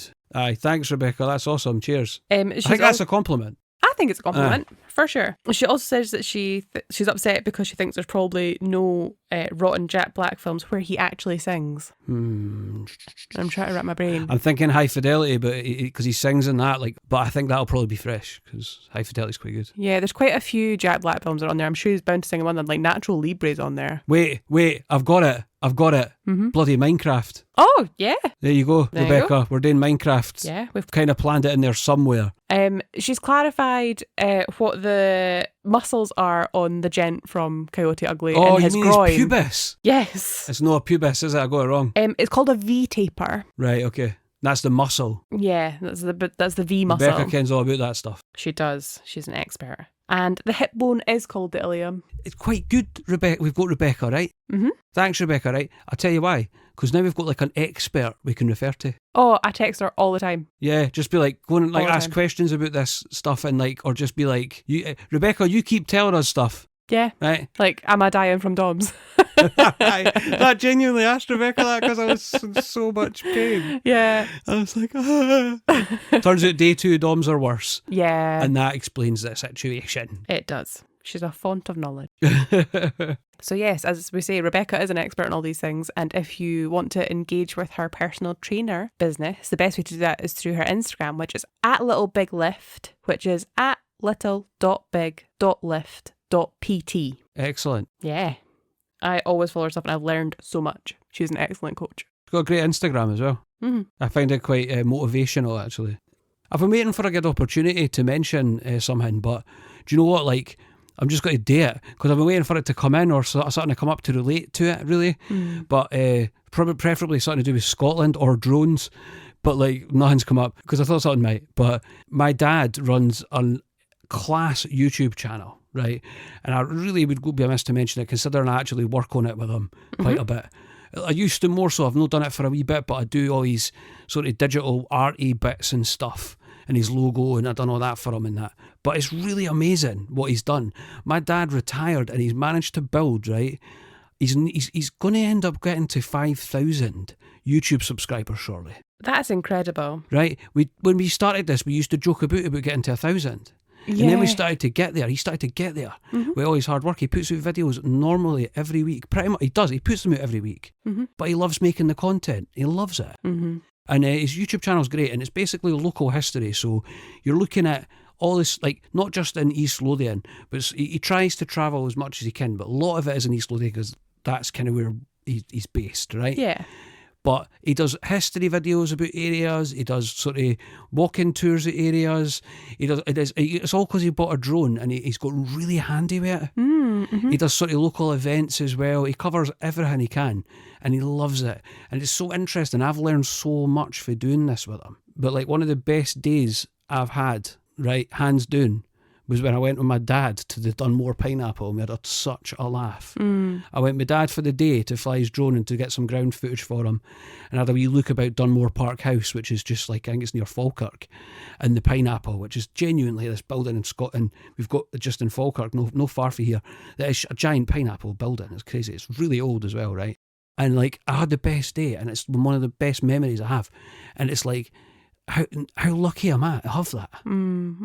It's incredible. Like the fact the two of you get to spend that time together and you get to explore sort of Scottish history. Aye. No, everybody has Not that. on your doorstep, Like, yeah. Aye, no, everybody has that, especially with their dad. So it's class. And like I say, you'll hear my voice on there occasionally. Yeah. He wants me to do some more soon, so I'll be doing more. But Hear those dulcet tones. like you didn't get enough of that here already. I certainly do. But no, if we missed note to mention, his YouTube channel is called Droneman Scotland, and it's class. So It go is. and get a wee subscribe, or just go and check out one of his videos because they're actually normally quite chill. Yeah, they are. They cover like a variety of different areas. Some are a bit more built up, some are more rural, some are more historical. Like, there's a real variety on there. Even dipped his toe into like sort of local journalism, because we had like a problem recently with That's the right. nearby recycling site was creating this horrible smell, and Dad went and checked it out with the drone and there was damage to it and stuff. So like, and he's had his footage has been used on STV News as well and stuff. That was where I was interviewed, by the way. That's where Kat was interviewed on STV News. Not on the same occurrence, by the way. No, thank God. No, but it's at Droneman Scotland on YouTube, or just search for Droneman Scotland on YouTube and check it out. I'm sure you'll enjoy it. Last thing to say here before we head off is basically to ask you, if whatever you're listening on, if you could rate and review us, that would be class. So like the top apps, I think our top app at the moment is Spotify, actually. Okay. So like if you're on there, when you're on our podcast page, there should be 3 wee dots. If you tap that, you can then rate us. If you can give us a 5-star rating, that's going to help us hugely. It really will. Like, people tend not to listen to anything that's less than 5 or 4.5 at times. Or Yeah. But aye, give us a rating there, and an Apple Podcast, you can scroll down to the bottom, tap write review, and rate us there as well. yeah. Well, except nothing less than 5 stars. Well, Don't. please, 5 stars. Or it might just be that you hate us that much and you want to get us a low rating. If so, that's fine. Yeah, I'd we can prefer take if it. you just kind of moved on to another podcast, but Ken, Yeah. can I stop you? No, that's it. It's your right to exercise your free will. But also, this is obviously our little podcast. We're a little movie club that we want to share with as many people as possible. So if you can send this on to anybody you think would enjoy it, we'd appreciate that too. You can also get in touch with us if you want to. You can email us at rankrottenpod@gmail.com. That's rankrottenpod@gmail.com. If you want to send an email, you can write as much as you want. We will read it out here. Yeah. If you've got something you want to say about a movie, or you've thought about something, or something you want to ask us, or whatever, just email us. You can also message us on Instagram at rankrottenpod. That's at rankrottenpod on Instagram. And I believe YouTube as well. It is. That's right. Wherever you want to listen, we'll be there. I think we've almost got all bases covered now. I think we do, yeah. There's So hundreds of ways you can listen to us. totally. Also, if you'd like to recommend any rotten movies that we might take into consideration for future episodes, please feel free to get in contact with us any of the ways we've just described. Aye, totally. Give us recommendations. We've got a long list, but if people are recommending stuff, especially if we get more than one recommendation, which has happened, things are going to get pushed up the list a wee bit. So, just let us know what you want us to do. Yeah. We've got loads planned, but we can always kind of adjust and add more in. Always pivot in life. And I'm excited to watch Forever My Girl, because I think I saw in the synopsis when I was working on the stuff, I think it's about a country singer. I think you're right, yeah. So it might have a good soundtrack. Definitely got potential for a good soundtrack. Sweet. Nice one. Well, I'm Excellent. excited. But anyway, Forever My Girl next time, and we hope you enjoyed it this time. Our alien invasion. Thank God we're safe. Thanks to the civilian scientist heroes. Bye for now. Bye. Bye.